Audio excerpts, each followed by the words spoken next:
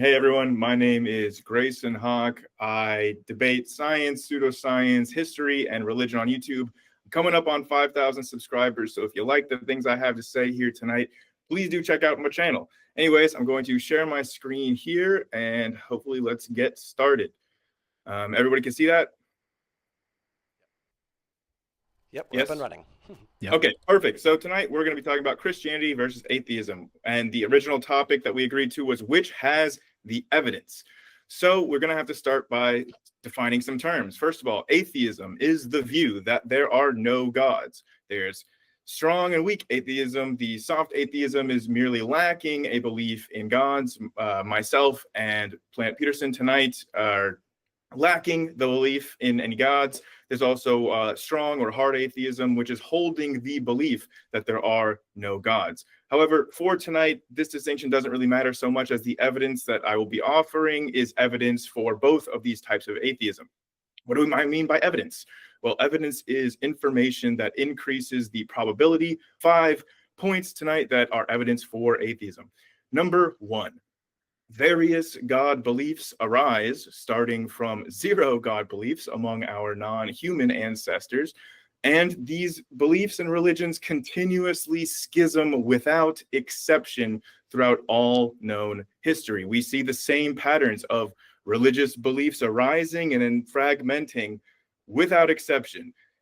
We would expect this in a world where there are no gods, but in a world where some gods are true and some gods are false, or a world where gods exist, we wouldn't necessarily expect this at all. We would expect all of our ancestors to have believed in gods of some various kind, or at least that's more likely in a general theistic world, a world with gods. And we would expect that, true gods, we wouldn't expect to see the exact same pattern of arising and schisming of all these various branches of all these religions, seemingly without any privileged one. And that follows to our number 2 evidence. This is that God beliefs are probabilistically determined by one's birthplace, which one would expect of cultural norms, not universally accessible truths. So, for example, every culture on Earth, there's not like one culture has 2 suns, one has 3, one has 4. Every culture recognizes one sun because it's a universally accessible fact. However, God beliefs vary, and you can be, pretty statistically likely to pick what somebody's God belief is if you know where and when they're born, in what circumstances. Number 3, none of the major God beliefs today has any evidence to privilege it above and beyond the rest. Like, for example, prayer does not work for any of the religions. It's not like Mormon prayers are answered, but the other ones aren't. None of the prayers or none of the evidence seems to indicate one major religion over the other ones that exist today. And number 4, all verifiable examples of minds are the causal products of physical systems, i.e. brains. In a world where gods exist, we would expect to see some sort of verifiable minds that are not the products of brains or physical systems. Some non-physical minds would be evidence that gods are at least more possible. It's evidence making them more likely. And the fact that, we should expect that evidence and we don't is evidence that there are no gods. Each one of these 4 observable facts about the world around us, and I know that we probably will be debating about whether or not these are facts, but each one of these things is observable, empirically demonstrable, and is evidence that is more likely favoring a world where no gods exist than a world where gods exist. And the final one is the track record of theism versus naturalism. Originally, back thousands of years ago, all things were explained with theism. Then in 1800, look at that on the right side, some things like lightning and rainbows have naturalistic explanations, and a little bit more in 1900. Just to cue you up, it's not going through the presentation on my end. I'm only seeing still Christianity versus atheism. Is that on your end too, This guys? entire time, nobody has been seeing this presentation. No, you've been riffing, and I've come to the realization. I'm like, I don't think he's. I think he's trying to show us something. Come on now, bud. No, I really wish that somebody would have said something at some point earlier on than this. But okay. It shows the title slide. Yeah. Well, that's great. But my bad, Grayson. Can you see this? I was taking notes for what it's worth. Now I can. Yeah. All right. Well, then, obviously, that's a horrendous opening because everything I was saying was on the screen for people to read with and extremely confusing for those that couldn't read along with me. But We for the last tried. one, I We worked failed, really Grayson. hard on these visuals, so thank you for that. I'm glad I could be the guinea pig to figure that one out. All right, But yes, I'm gonna give you back another. I'll give you back another 45 since we know the other side's gonna take some time. So if that's all right with Peterson.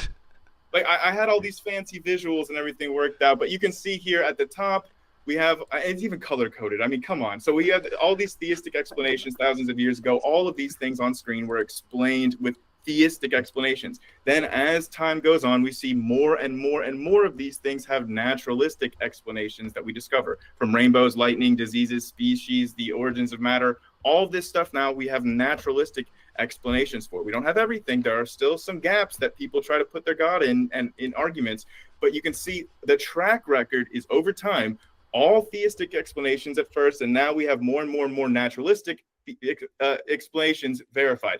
This track record, this trend would not be expected in a world where gods exist, and is expected in a world where gods do not exist. That's why this is evidence for atheism, and so are the other four that I'll just leave on screen now so that people can pause and read them over. Thank you. All right. Well, thank you so much, Grayson. If you wanted to put up any of the other ones too, if you've gone through them all, just so the audience can see what they may have missed. If you want to flick on the second one. I thought that was on my screen right now. Is that not on my screen? Oh yeah, we're looking at that. Do you want to pop on the second slide too? I don't think we really got to see too much of it. If you want to just pop it on for the audience, and then we'll kick it over to Planet Peterson. You still have a minute, so if you want to pop on the second slide as well. Yeah, this was just my definitions. Basically, I think we can agree on these definitions. Hopefully, these were the main points. Was points 1 through 4, and then my 5th point was the track record. So I'll just leave these up, and then we can go on to Planet Peterson. Thank you. Awesome. All right, well, thank you so much. We'll end the screen share there and hand it over to Planet Peterson. So Planet Peterson, thank you so much for coming out to Modern Day Debate. I think this is your debut here, so it's a pleasure to have you here. And without further ado, I'm going to hand you over for 6 minutes. So thanks again. Sure. No, you're welcome, and thanks for having me. Planet Peterson's a mouthful. My name is Eric, and you can just call me Eric. That's so much simpler. So, Christianity being false wouldn't make atheism true. Some other God might exist. So the position for Grayson and I on this debate has been a little awkward, but I think we can navigate this. I think we can still justify our lack of belief if we go with a generic theistic God concept. The classical concept of the theistic God is a personal one who is omnibenevolent, omnipotent, and omniscient. I think the problem of evil destroys the possibility of this being existing. Now, I'm happy to talk about that when we get to open discussion, but it would take up my entire opening statement. So I first want to talk about what I think are evidences of atheism, and I think religious confusion is an excellent point. Different cultures that did not overlap still were able to simultaneously develop identical mathematical and grammatical concepts across history. Different people in history also have invented the same technologies and scientific theories independent of one another. And that's because when they try to make sense of things that are real, try to make sense of things that are there, standardized answers come about as would be expected. What would you expect to happen when people are, attempting to make sense of things that aren't there? Well, I would expect complete disunity in those ideas and contradictions. And every culture throughout history around the world that developed God concepts developed non-standardized and contradictory God concepts. I think that moral consistencies and inconsistencies is another pretty good piece of advice. For all we can tell, people with intact cognition, they have a pretty consistent reaction to certain stimuli and share attitudes and behaviors about them. For example, we find things like pain and suffering intolerable. We possess a degree of empathy, and we're social creatures who can't function on selfishness alone. And because of this, what we find is group and kin selecting behaviors. Those are relatively consistent across every group. That's something anthropologists have noticed. So in other words, we develop social norms, which we can frame as moralistic, that are in line with our well-being and intrinsic nature. However, ceremonial, ritualistic, purity, and other types of observational norms with regard to religion, which these are also a form of morality, those are wildly different everywhere. So we would have to, the way I see it, our possibilities that we're left with are there multiple personal gods? Are there no personal gods, and every norm of this type is culturally structured? Or did somehow the only real God decide to reveal himself just to one particular group? And then why on earth would we privilege one group over the other? What on earth increases the likelihood that this was the right one and none of the others were? And then with regard to a being that is, omniscient, omnibenevolent, omnipotent, that's the Christian God is clearly none of those things. The Christian God doesn't know what's happening in Sodom and Gomorrah and has to go see for himself. He lies, he causes suffering, he forces people to change their minds against their will, he regrets things, he changes his mind, he fails, and is an incoherent mess of three beings, two of which are clearly subordinate to the Father. The Bible's also plainly not monotheistic, at least in terms of the original authors. So it doesn't support this kind of generic theism that is the accepted definition of God today, because the Bible says things like, let us make man in our image. God says that Adam and Eve have become like one of us. Psalm 82 says God took his stand in the divine council among the gods that he judges. Yahweh, as the storm deity of Israel, is allotted his share by Elyon, and his share was Israel, as the Dead Sea Scrolls have clearly indicated. And Yahweh is defeated in battle after a sacrifice is made to the god Chemosh. So this acknowledgement of other gods is there. And then the final thing is, at least that I'm going to talk about for my opening here, is saying, is Christianity true, is kind of I feel like it's a non-starter. It's the equivalent of saying, are multiple contradictions true? That's a ridiculous question. Christianity is a pantheon of religions. It's very likely that our two opponents don't agree on their worldview.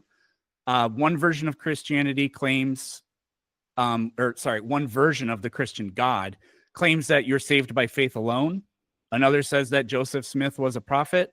Yet another says that you can't be saved without a water baptism. Still another says that somebody who lived a morally righteous life but never heard the Gospels can still inherit heaven. Now, a typical response to that is typically, well, we believe in the crucifixion and resurrection and Trinity, those prerequisites. But that distinction is no less arbitrary than the distinction between any other monotheistic religion. So they may say, well, we believe in the resurrection and things like this. Okay, well, Christian and Muslims believe there is one God, so they are the same. Well, no, they deny the Trinity and resurrection, so they don't. It's not the same. Okay, well, two Christians who will believe those things, one will say the Holy Spirit does not guide the Pope, or the Holy Spirit doesn't proceed from the Father alone, or saved by faith alone, and the other will have a different opinion on those things. 10 seconds. They believe in different gods. Believing in a resurrection doesn't make two partially overlapping contradictions true. Nearly any two contradictions overlap to a degree. And that's it. All right. Well, thank you so much for your introductory statement. And once again, welcome to Modern Day Debate. It's going to be a good one, everybody. So if you haven't already, hit the like button, subscribe to the channel. We appreciate it, everybody. That helps out. Well, it helps, honestly. It's great. So I got the screens pretty much ready to go. I'm just getting our fundraising thermometer up and running, and we're going to hand it over to Travis. So if you haven't seen already, we are raising some funds for the upcoming live event that's going to be taking place in Newark. So yeah, if you have the means and you can help us out, we appreciate it. But without further ado, let's get on over to Travis. So Travis has his screen share up, so let's get that up for everyone to see. And you ready when you are there, Travis. Thanks for being here. Okay, yeah, thanks. I love these discussions. I'm a big proponent of, the philosophy of religion, and, I just love the value in dialogue. I think it's so meaningful. And so basically what I'm going to do is I'm going to talk about the nature of explanation in terms of how we do hypotheses within the philosophy of science, utilizing the likelihood principle as well as inference to the best explanation. And that's what we're going to predominantly be using for this discussion. But I'm going to save the nature of explanation more for the open conversation. And so what I thought I'd start off by doing is highlighting how we can, in the search for understanding the nature of ultimate reality, I propose that we approach theism through the lens of narrative. The value of a story is that it can help organize one's thinking about a lot of data.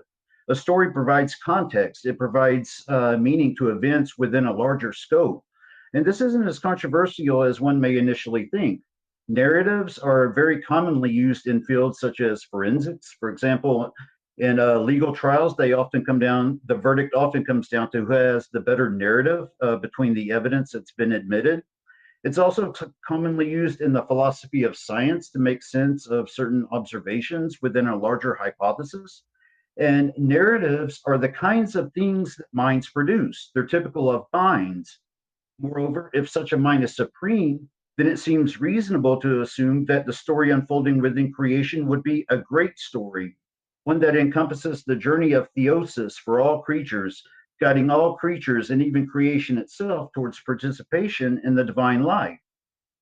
We can call this a Christological narrative of redemption and eventual triumphant victory for all creatures. This notion finds resonance in the teachings of Saint Maximus the Confessor, a 7th century Christian monk and philosopher, who he articulated the view that the many logoi, which represent like divine intentions and purposes of individuals, ultimately tend towards the divine logos, which is the divine wisdom who imbues creation with rationality and intentionality. It's Christ. And what's interesting is that you'll notice every compelling story contains certain universal elements like characters, intricate plots, many layers of meaning. The best stories feature plots inside of plots, weaving together universal themes of love, loss, adventure, romance, sadness, tragedy, and triumph, ultimately leading to the development of saintliness. Now, intriguingly, our world resonates with these very elements. We are characters within this narrative, each with our own unique stories, navigating the expansiveness of existence, which includes things like love, romance, tragedy, adventure, and the potential for personal transformation. If God is perfectly good, he would surely narrate a story that reflects these very aspirations, a story of triumph and redemption and ultimate development of sainthood. This narrative approach can help us make sense of what we see in the world. For example, by framing the existence of conscious beings endowed with moral awareness as integral to God's unfolding story of redemption, it fits with the data. Here, an orderly universe filled with beauty and purpose serves as the backdrop for the divine drama of salvation. This narrative can not only shed light on the human experiences of suffering and evil, but posits that these trials are temporary elements within a broader redemptive journey. The eschaton, which is the ultimate fulfillment of God's purpose, emerges as the climax of this narrative, where God's goodness and grace triumph over adversary. The Christian story of resurrection and victory over sin and death, where all events are integrated into a redemptive whole, really highlight this well. Through this narrative lens, we find that core arguments for theism, such as the existence of consciousness, moral agency, the fine-tuning of the cosmos, and the inherent beauty and orderliness of creation, integrate seamlessly into the unfolding story of redemption. These events become unsurprising when viewed in light of a grand narrative. In fact, this even positions suffering and moral challenges not as contradictions to belief, but as essential components that deepen the richness of our experience and ultimately lead us toward divine communion. And what's really going to be important here is the axiological theory that we go with. And for this, I draw inspiration from Roderick Chisholm and the late Marilyn McCord Adams and their concept of defeat, which suggests that God permits what can be overcome within the lifetime of each creature, where what matters most is how one responds in life and in which the events are integrated into an overall good whole that becomes valuable and non-regrettable to the creatures. This insight encourages us to shift our focus from hyper isolated instances of suffering to the more holistic narrative that they form. Adams utilizes the analogy that just as seemingly broken pieces can come together to create a beautiful mosaic, our fragmented experiences are woven together into a coherent and stunning whole that reflects the magnificence of God's creative act. By recognizing the interconnectedness of all creation through this narrative framework, we perceive how every individual plays a crucial role in the grand story of existence. This approach not only offers significant explanatory power regarding the nature of reality, but it also invites us to engage with the unfolding narrative of life. It affirms that our experiences, both joyful and sorrowful, contribute to a meaningful whole. And so during the conversation, I'm going to go over how ultimate reality can best be understood as a divine narrative of redemption and eventual triumph for all creatures. That's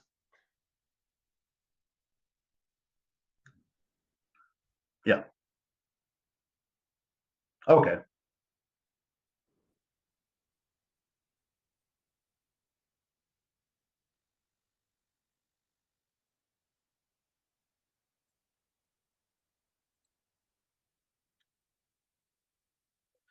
Well, thank you, Ryan. For the purpose of scoping this debate, we will only be insisting that Christianity is falsified or verified on its quote-unquote core beliefs, to which we contend are the following: belief in the supreme divinity of a triadic God, Father, Son, and Holy Spirit, the resurrection of Jesus Christ, and eternal life for those who confess his lordship.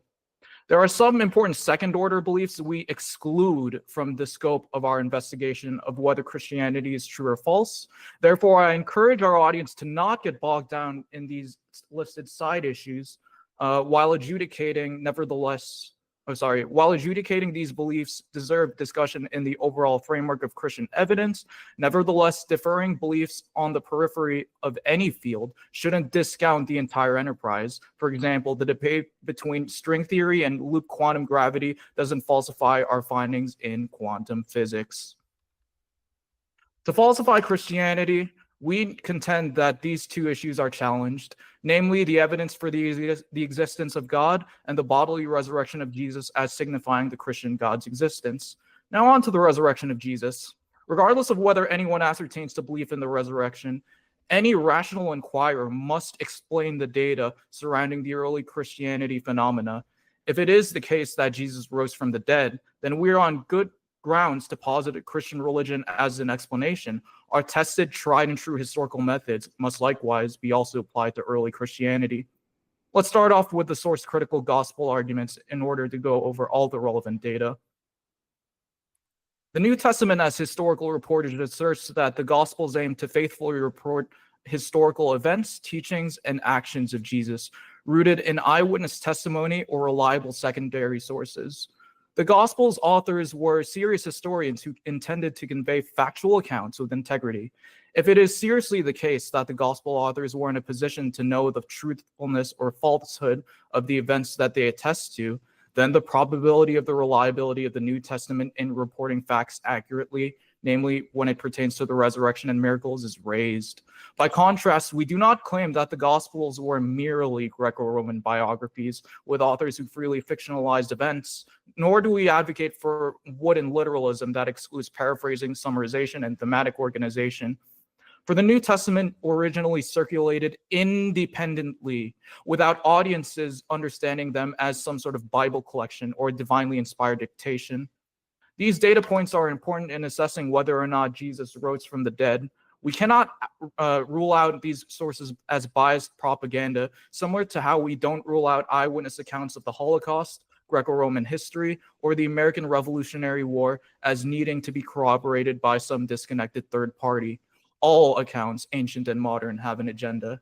Here are some of the internal and external clues that may indicate the trustworthiness of the Gospels. These are not by any means all exhaustive, but a lot of them have to do with the idea that they have had to have been eyewitnesses close to the events portrayed. As for the Spider-Man fallacy, unlike in the modern world where we are free to Google any fact to our convenience, the ancients had no way of confirming the aforementioned details without having been close to the events at hand, without arguing for a mechanism that rebuts how unreasonable, costly, and inefficient it would have been for the gospel writers to insert insider knowledge into supposedly historically inspired novels. The fallacy fails as a false analogy. Now, the minimal facts are not the only facts that demand an explanation.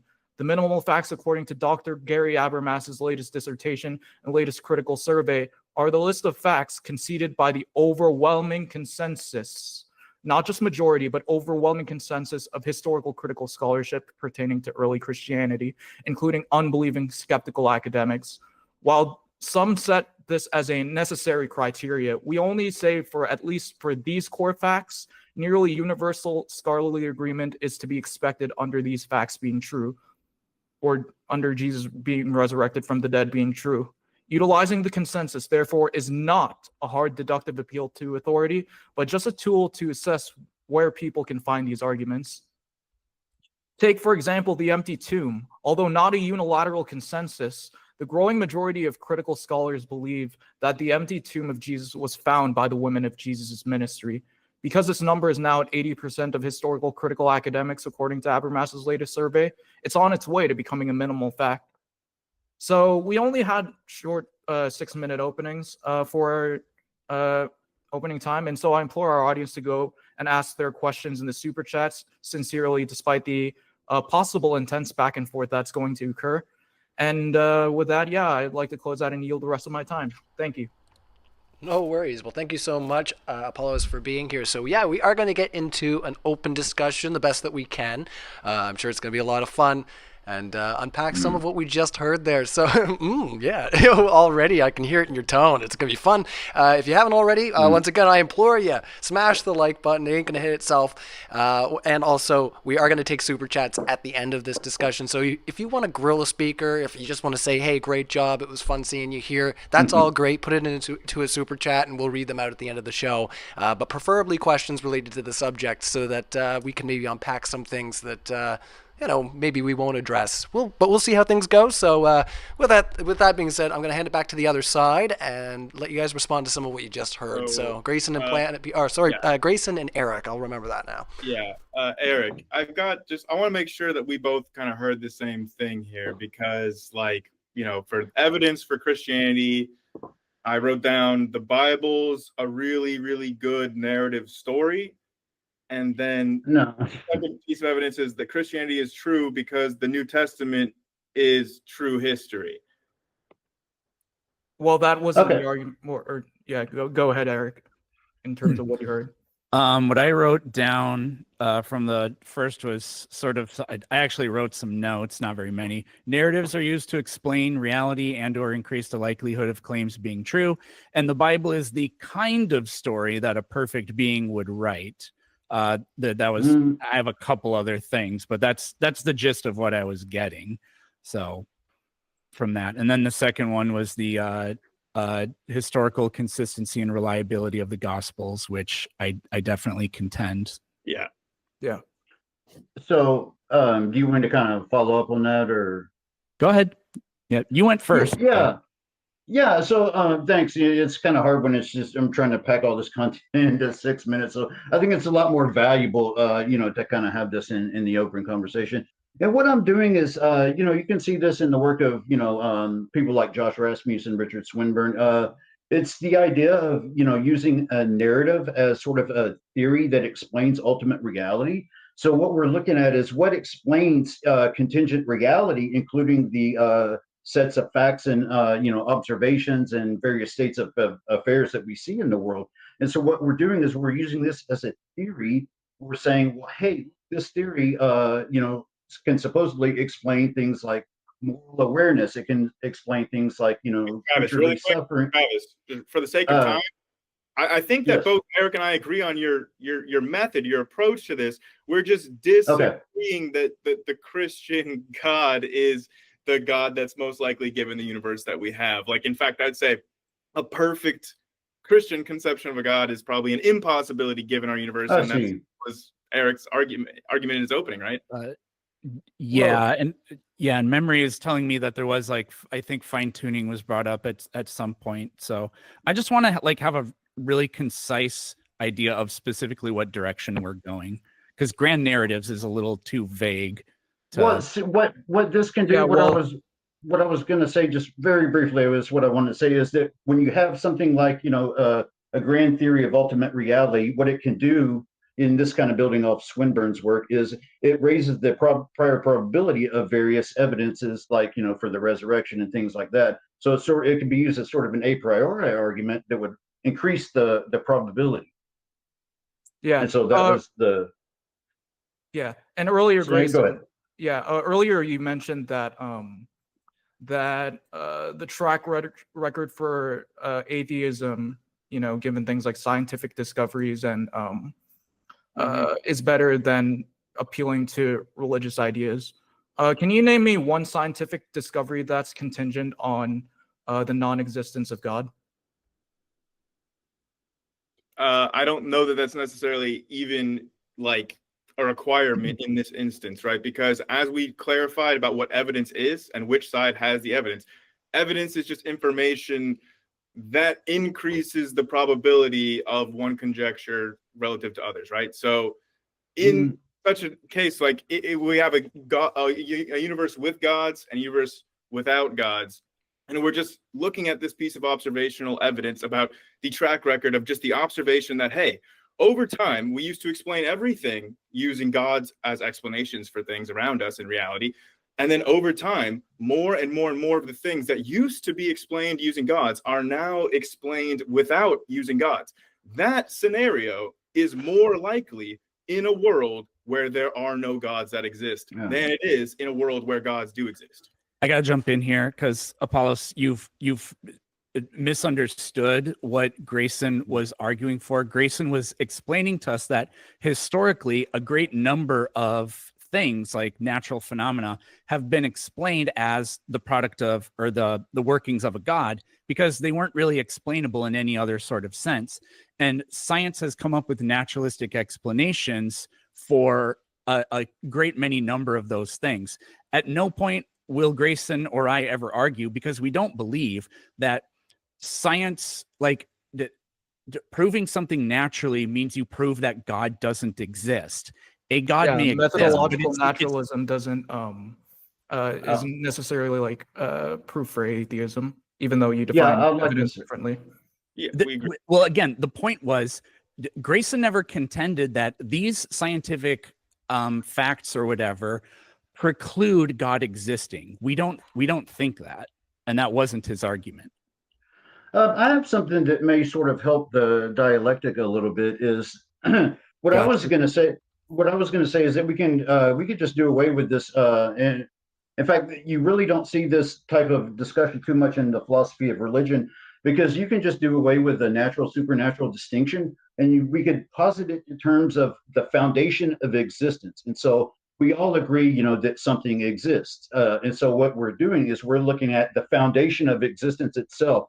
And we can ask whether it's a supreme foundation that lacks arbitrary limits, which are cutoffs without further explanation, or whether it's, let's say, a mindless cosmos or a principle of indifference and so forth. And please, just one second, and I promise I'll let you have it. What I just wanted to add on top of that is that I can grant methodological naturalism in its entirety.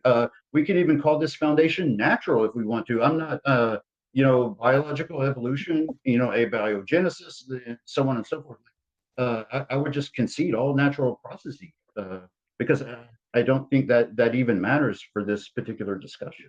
Okay, so my point was that the overall trend is something that we would have no reason to expect under theism. The overall trend of God explanations getting less and less and less and less over human history, and non-God explanations getting more and more and more as a total share of our total explanations for the world around us. That is something that we would expect under atheism and would not expect under theism. So that's why it's evidence for one over the other. That was the entire point that I was bringing up in that. And then when you bring up about questions we can ask about the foundation of all things in the universe, the first one that we have to ask, which you just seem to have skirted right past, is it necessary for our universe to have a foundation? And that's the question where the people that study metaphysics, that's where they haven't been able to answer. There's 3 current camps in the metaphysics literature on that. Foundationalism is just one. So you can't just assume that a foundation is even necessary, because there's also infinitism and coherentism, which are viewed as being equal in terms of their metaphysical footing. There's not really any arguments that the consensus would agree privileges one over the other. So there's 3 possibilities here. We can't just all just assume that there has to be some sort of foundation to being. Right. That assumption without a good reason. Yeah. So I can agree with you 100%. Although that's not quite the argument I was going with. But I agree that we can't just assume anything. And so when we're looking at the foundation, what I meant here is whether or not there's an explanation that makes sense of the totality of existence. So it's not necessarily that a theistic foundation or a natural. What we're saying is that the explanation behind existence itself. And so if you want to push back and say, well, I don't think there needs to be any explanation, then I think that would be a good time to kind of get into the slides where we can start getting into the principle of explanation and so on. Well, I don't Yeah, know. so you want me to share? Yeah, I think that'll be valuable. Let's right. kind of look at that. All right, whenever Might you're help ready, us we can here. do a screen share. This is going Yeah, great, guys. This is great. Yeah, so Paul, I guess we'll go in order and kind of run through the first two. Actually, start with the other one first. Yeah. Okay, so can you kind of blow that up at all? See. Okay. So let me pull it up on my screen here. Okay, so when we're looking at truth seeking and explanation, so there's an argument here. So I want to say aiming for truth is valuable. If aiming for truth is valuable, then generally speaking, aiming for truth is more likely to lead to true beliefs, for that's what makes it valuable.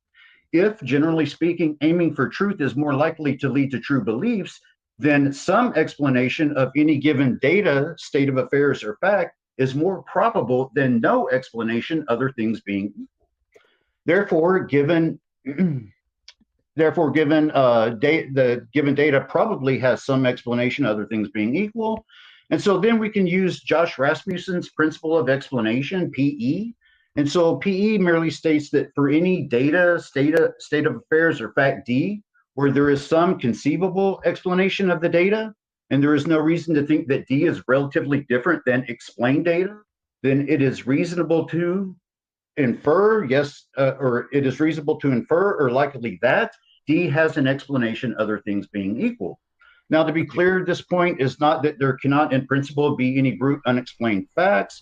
This proposal is merely that, for any given data D, the default position is that there is probably some explanation, other things being equal.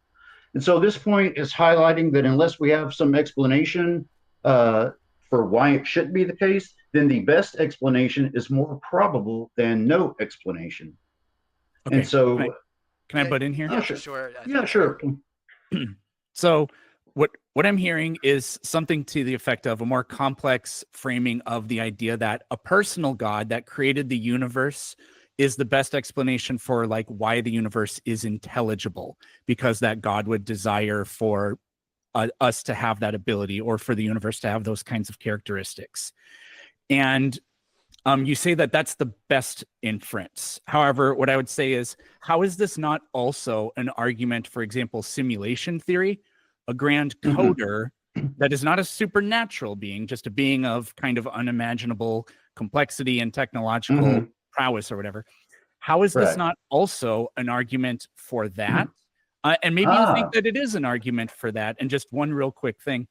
I think the big problem for that is if you think it could be an argument for that, if we are trying to infer based on priors, if we're trying to do some sort of like inductive reasoning, which inference to the best conclusion is that type of thing, we know that weak simulations exist. We make them, right? We don't know that the supernatural exists. It's a possible explanation, but I don't see how that rises above in probability over some sort of non-supernatural cause and explanation and reason behind the universe that we see. Okay, yeah, great. I think that's really valuable. I kind of appreciate these insights here. And so, what I would say is that and I would argue we can include simulation theory, but what would make the most sense to me is to appeal to what Josh Rasmussen calls the argument from arbitrary limits. And so that's going to kind of get into the nature of theoretical virtues, like the methods we use in theory choice for deciding which would be the better theory, between simplicity, explanatory power, depth, unification, and so on. And so I would utilize his argument from arbitrary limits that a supreme foundation would lack arbitrary limits, whereas simulation theory and these various other naturalistic explanations are going to contain arbitrary limits, which That's are great. cutoffs without. Sorry, I didn't mean to cut you off, but I love that, and I really want to respond. Go ahead. Okay, yeah, sure. No I think problem. that the world that we live in right now is one of arbitrary limits, thus evidence of an atheistic simulation over and above a god. And the quick and easy explanation for that is that there is a resolution to our universe.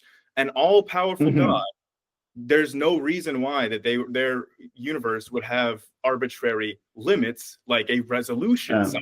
Like we cannot resolve anything smaller than a Planck length. It's just like all of our understanding of physics breaks down at that level. And like there's Heisenberg's uncertainty principle. These are arbitrary limits to our reality that an all-powerful God would have no reason. He could just continuously, like, you know, generating space infinitesimally small. There's no reason why we need these hard resolutions. Whereas you are correct, an atheistic simulation theory would have these boundaries, which is exactly what we see because there's a finite computing power. So it makes our universe is more evidence of simulation theory than it is that an all-powerful God created it.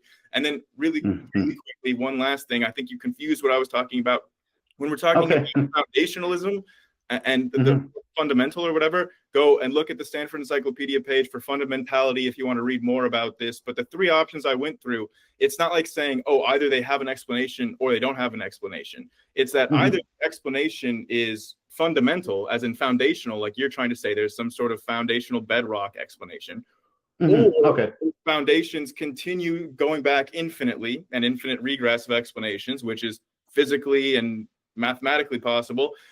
Or you have coherentism where there's some sort of level of mutual explanations without this hierarchy, which is a little bit more confusing for me to wrap my head around. But the metaphysicists out there swear to me that these three are at least metaphysically on equal footing. Okay, so yeah, and I appreciate your kind of feedback there. So let me kind of explain what Josh Rasmussen's argument from arbitrary limits is actually saying.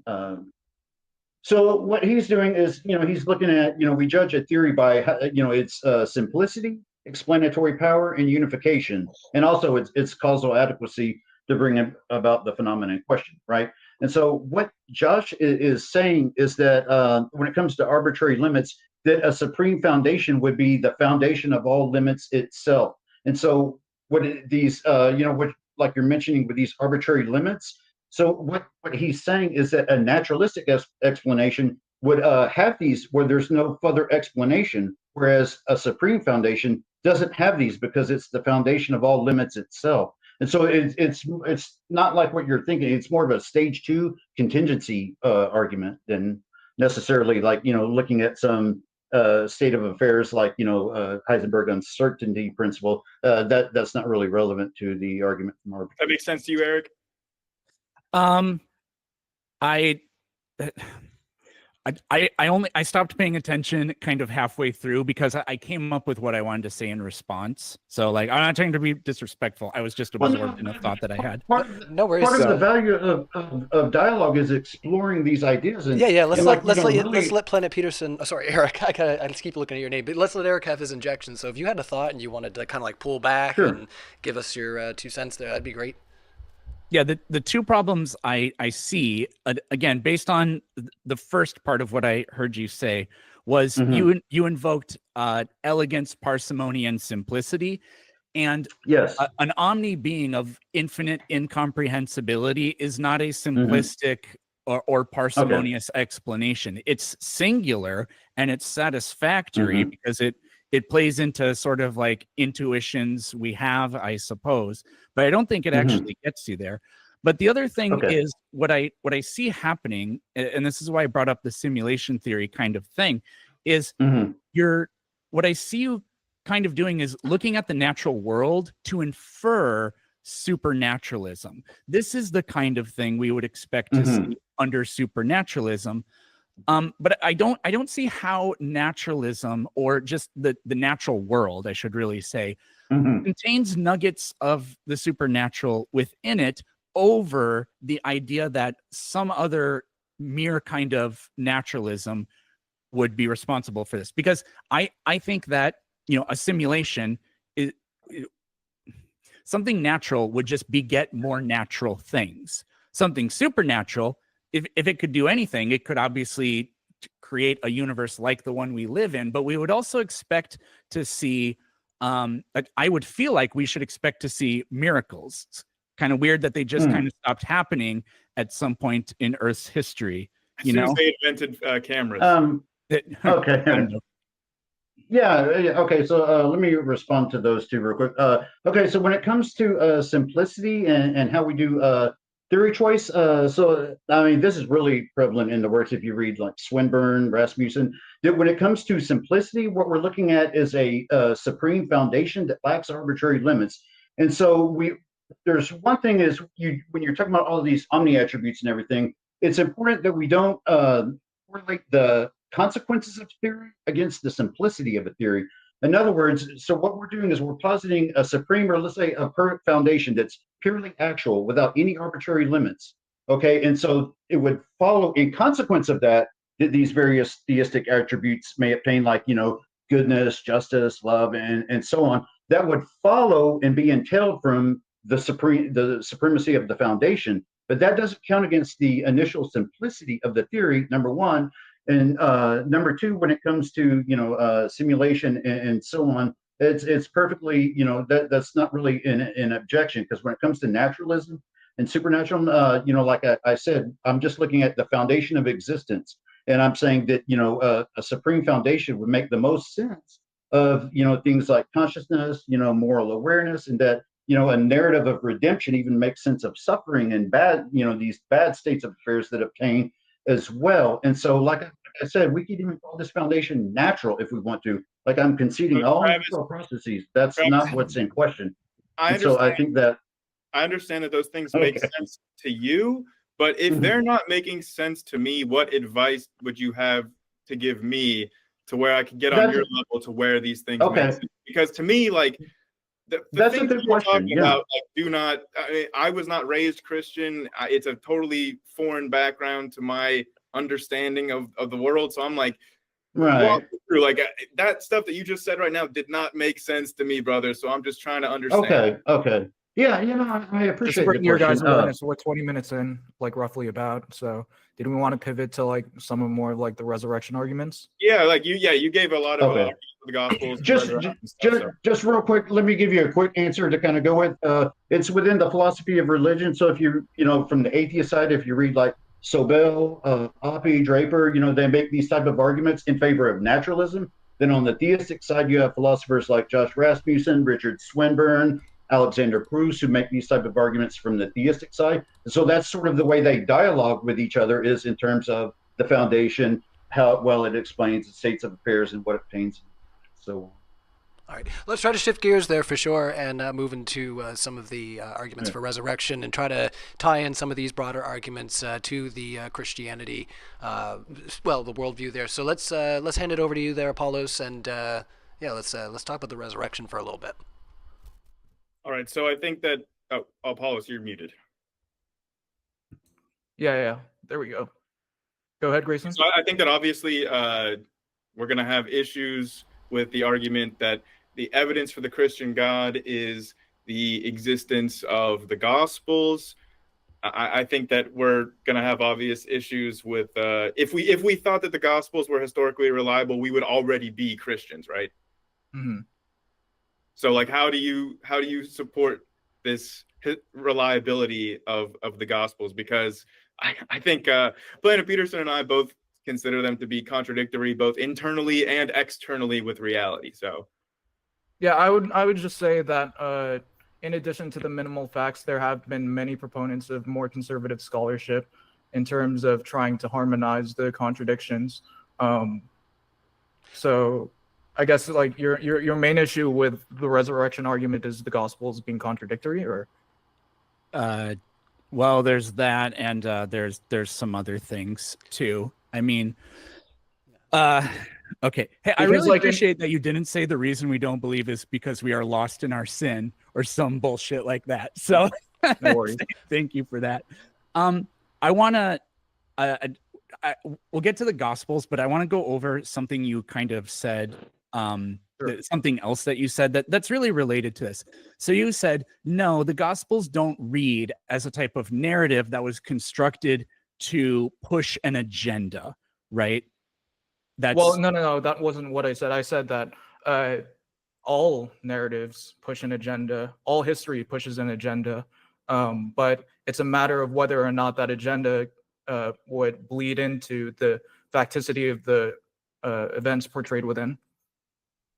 Okay, so I heard you say something. Well, this is probably not super important either here or there. Maybe it can get brought up later. But what I would want to, I want to go into the 5 minimum facts thing. So, for example, do you guys concede the empty tomb or not? I would not just concede that, because I mean, like, I don't have necessarily an issue if that was true, but it just seems to fly in the face of what we would normally know about the way that Romans disposed of crucifixion victims, like throwing them in an unmarked grave, not giving them back to like their followers or whatever. I mean, that's normal. So this would be an exception. It's not like it's not impossible to think that, hey, maybe there was somebody that bribed some Romans and got the body, or it's not impossible, but I would say it strains plausibility, especially thinking that, like Joseph of Arimathea was some wealthy benefactor of Jesus that had never been mentioned previously, and even sometimes is let's let them stand on their own feet for what they're going to claim. I think that'd be probably best to comment on, but. Well, it's on the screen, right? I mean, they have their arguments on the screen. I mean, if I said anything that they don't agree with, I mean, I'm just saying stuff that's in the Bible here. No worries. Okay, well, I would just say that, crucified Jews were buried to keep the Torah.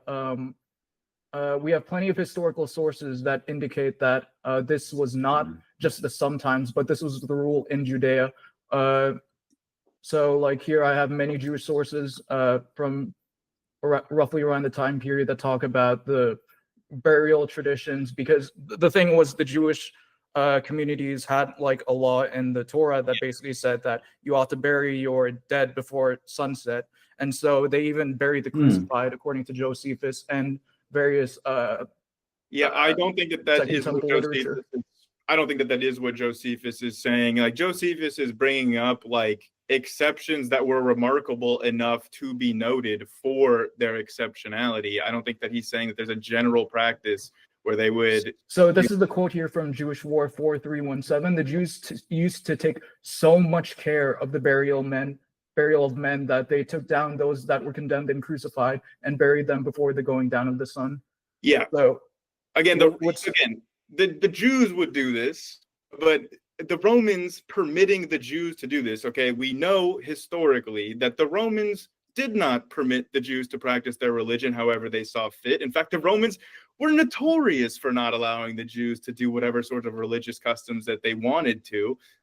So we can't just take that to say, oh, the Romans allowed this. Yes, I understand it is a Jewish custom to bury the dead before sunset, but whether or not the Romans would permit that is something else. And even if I were to accept that and just say, okay, well, then there's this rich guy that just happened to do that. If this Joseph of Arimathea is like a member of the Sanhedrin, then supposedly he's voting to condemn and crucify Jesus just hours before he is then using his political influence to try to convince them to get the body. And it doesn't make it strains plausibility or believability just from the actual logistics of that alone, before you get to the part which is the reason I don't accept the resurrection, which we haven't even touched on yet. Yeah, so two things over there. You said that there are no cases where the Romans would allow the Jews to practice their religious customs, and that was the other thing.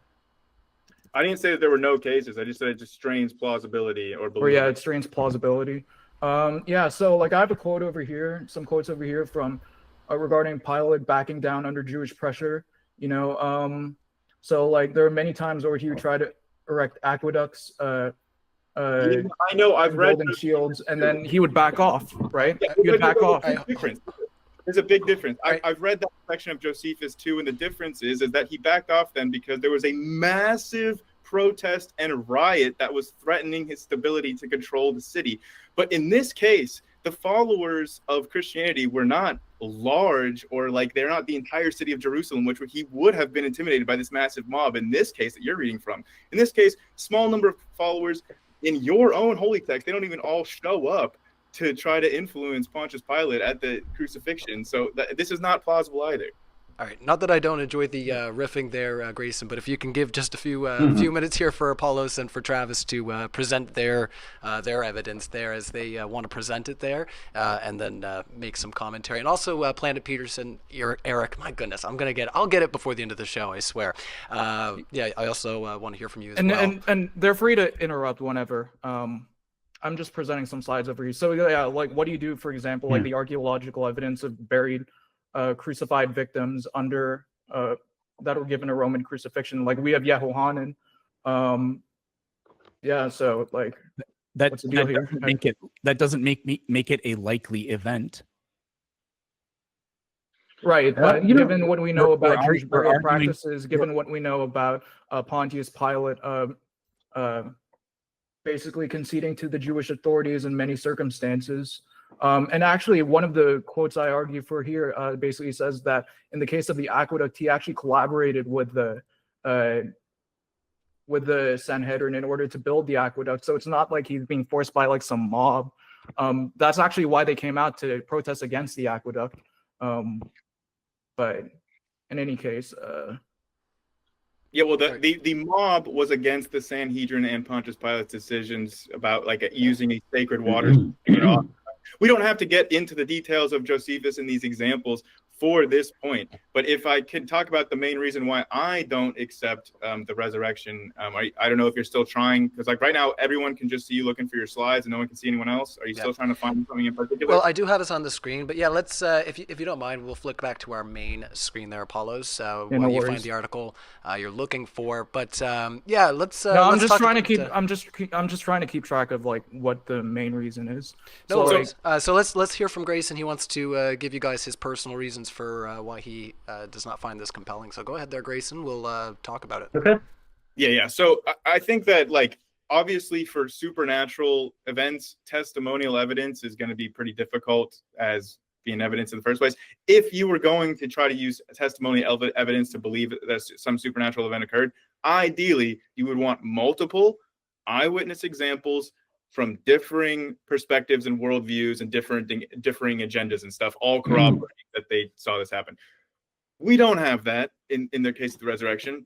We don't have that in the case of any supernatural anything. In fact, like the resurrection, it's not just a case where absence of evidence is not evidence of absence.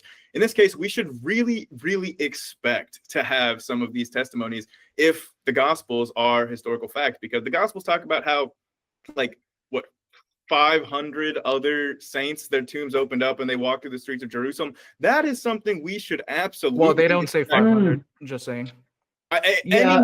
Any number. I don't care about the specific number. Any number of people getting out of their tombs and walking down the streets of Jerusalem. That is something that we would expect to have some eyewitness testimony, like from lots of people describing. Or there's a giant. Yeah. So, well, my position on that, just 1 second there, Apollos. Travis has been trying to jump in for a couple seconds here. Yeah, so no go ahead worries. there, Travis. Yeah. So, thanks. Appreciate it. So, I was going to give my thoughts, from the Eastern Orthodox perspective on, the saints who rose up out of their tombs and walked among the streets of Jerusalem. And so, in the early church and in the Orthodox tradition, what that's referring to is the resurrection. It's symbolic of the resurrection. The saints will come out of the grave, and it's symbolizing New Jerusalem down. So it's the resurrection of the saints that will walk among New Jerusalem, and so it's more prophetic in that sense. It's giving a metaphorical account rather than a literal wooden description of people coming out of their graves and like walking around physical Jerusalem in 33 AD. Yeah, and so that's one option that's on the table. Yeah, and as far as my opinion goes, like I actually go back and forth on it as being either literal or metaphorical. There are some scholars who say that there is genuine apocalyptic sort of like symbolism that's being described there. I sometimes tend to favor the view that that there are that it's almost like John the Baptist being raised to the dead. or at least people thinking Jesus was John the Baptist being raised from the dead in the sense that he was like spiritually resurrected. But in any case, you said something really interesting. You said that that testimony is not going to cut it for evidence. Can we all agree, though, that there are qualities of testimony that can be scrutinized for the veracity of whether or not they're true? I agree. That's actually the next thing I wanted to get into. Yeah, Okay. and just so we're on the record, just clear that I didn't say that. I said that you would want a very specific kind of testimonial evidence, not just like testimony of some supernatural. You would want a lot of different eyewitness testimonials, and then it would be a stronger and stronger case for me. Well, wouldn't that be the case with, like, say, for example, the 1 Corinthians 15 creed, where it talks about Paul, Peter, groups like the apostles, the 500, the 12 apostles? Wouldn't that fit the criterion of multiple independent attestation?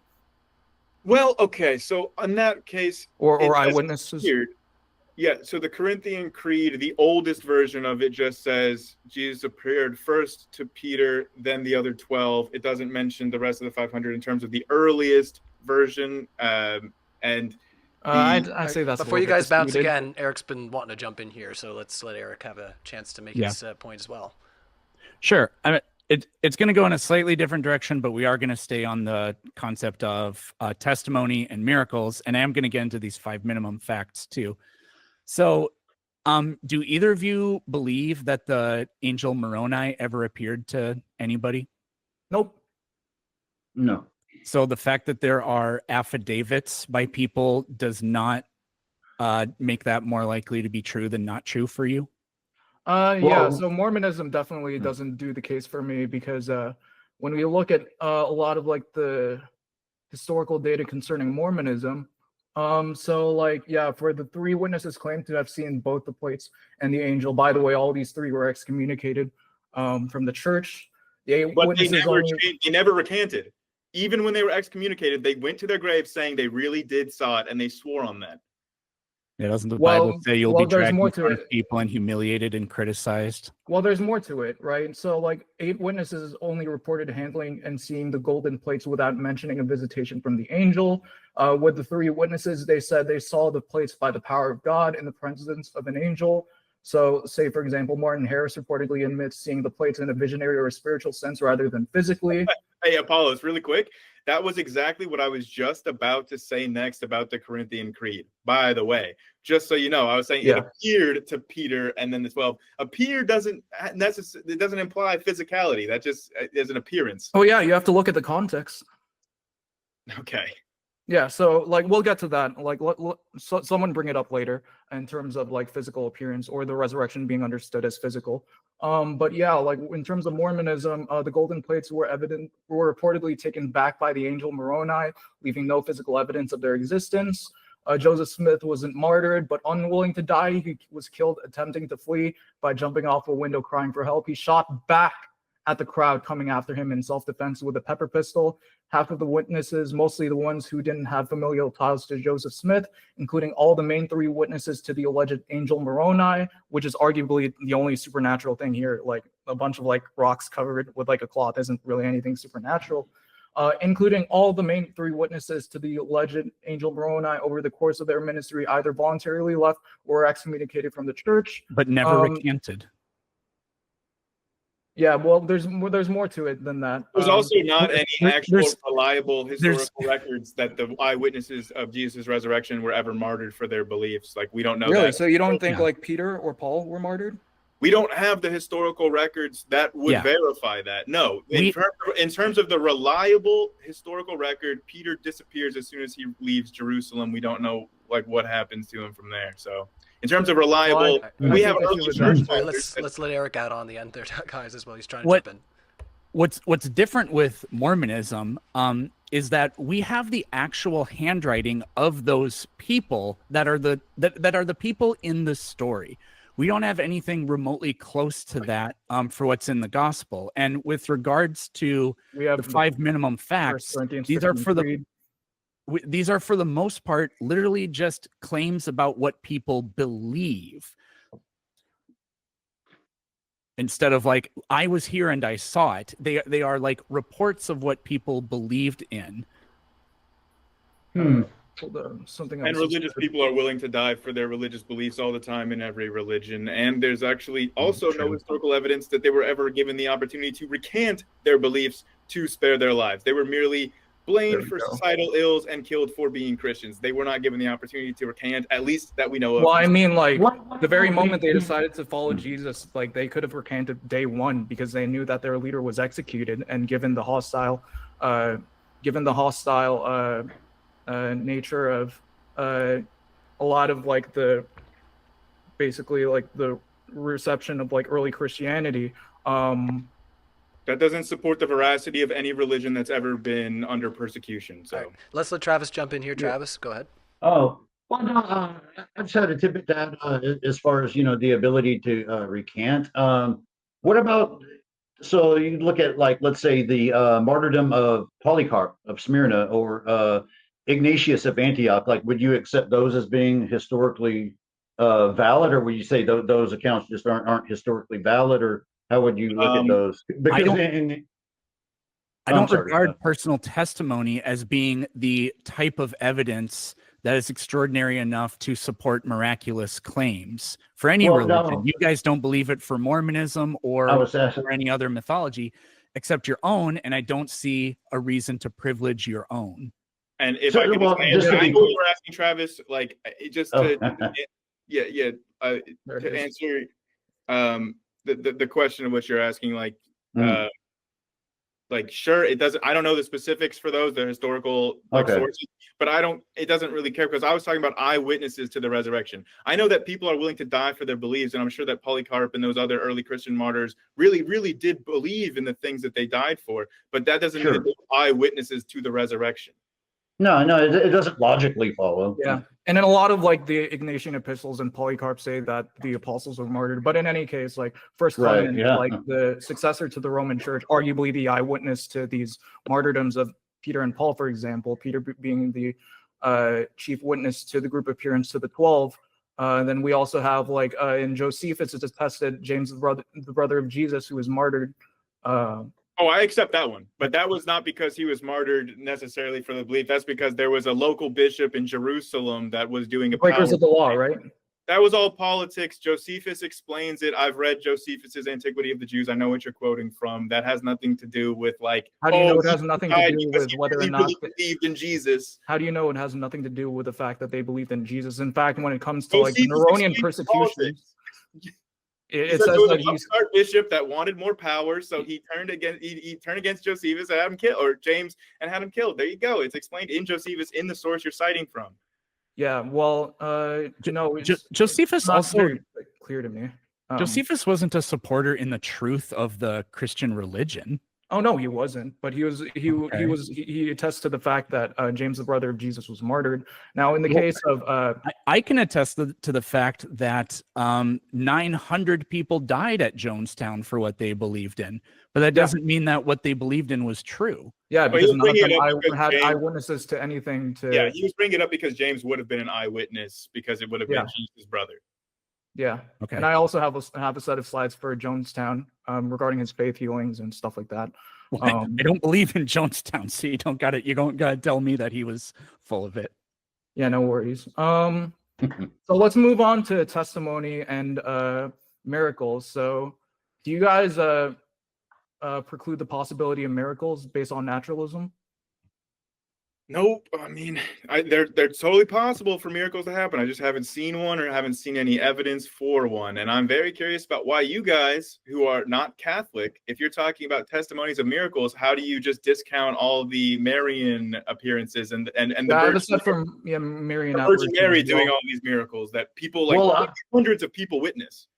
Well, I'm Orthodox, so I do accept it. Oh, great. Okay.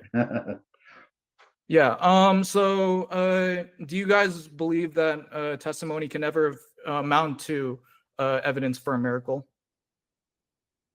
It's not that it couldn't be evidence.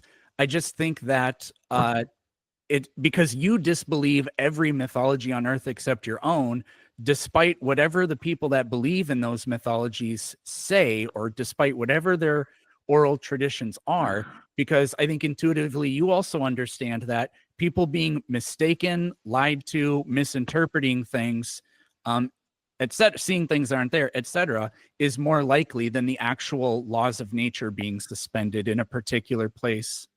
Okay, good. We're getting somewhere. So there are 5 main critiques that I'd like to bring up from Hume's abject failure.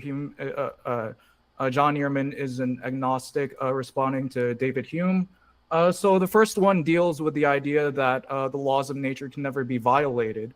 So, you know, I mean, like me catching a phone doesn't violate the law of gravity. That's just the descriptive, the laws, as a matter of fact, are just descriptors of what we observe. And if we observe me catching a phone, it doesn't mean we suspend belief in the law of gravity. It just means that there's another agent that is coming into the system to produce that effect. And likewise, when it comes to the resurrection, there's no like natural law that says like dead people stay dead or anything like that. And as in regards to testimony, I mean, like all evidence relates to testimony, right? So consider that laws have, so like laws wouldn't be like pretty much like our understanding of quote unquote uniform experience, but even that is like built off of testimonies. I mean, think about the way that you've learned science. You hear testimonies about all these experiments and so on and so forth. I mean, do you really think that science is Huh? reproducible, whereas miracles, I mean, God grant me a McChicken. I mean, Didn't yeah, work. I mean, like history isn't reproducible, but you wouldn't say history doesn't exist, would you? There are That's a good point. Yeah. Well, no, well, not exactly, but historical claims have, at least in principle, specific types of evidences that could be unearthed to confirm them. And so, you know, you can have a historical hypothesis that can be confirmed with evidence. Yeah, so that you could that's also part of like reproduce, by the way, you could also reproduce the test of your historical theories with the evidence. So like, hey, I have an idea that this empire collapsed in this era. Oh, but here's a document from the year after that, from that. So there you go. Like that's reproducible. Multiple people could do that exact same test and reproduce that historical evidence flying in the face of my historical ideas. So yeah, so I'm genuinely like, so what's the argument when it comes to like testimony in principle not being able to ascertain to a miracle? Or is there an argument like that you guys are offering? The fact that you don't believe any testimony of any other mythology would be an excellent starting point. Yeah, and then I would ask, I'm why happy to get is into that? those mythologies. I would ask, why is it that you disregard these mythologies, given that your worldview allows for the types of events said in those mythologies to take place? I don't necessarily disagree with them. I hold to what's known as sort of the divine council view. That's what people like Michael Heiser advocate. Is it's sort of like it's an understanding of Deuteronomy where the fallen nations were given over to the sons of God, which can be seen as sort of fallen angels or spirit beings or the sons of God and different deities. So hey, I Travis, don't necessarily. Sorry. I was going to say, I don't, in principle, have too much of a problem granting that there may be other spiritual entities or things of that nature that, what I'm saying is that I think Christianity contains the fullness of truth.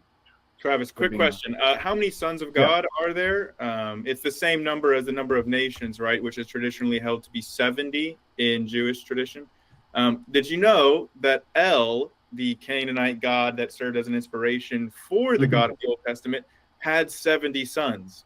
And it's this reason why the God of the Old Testament has 70 sons that are the heads of the nations, because it's a direct parallel with ancient Canaanite mythology, like straight up 1-to-1, 70 sons of El, 70 sons for Yahweh.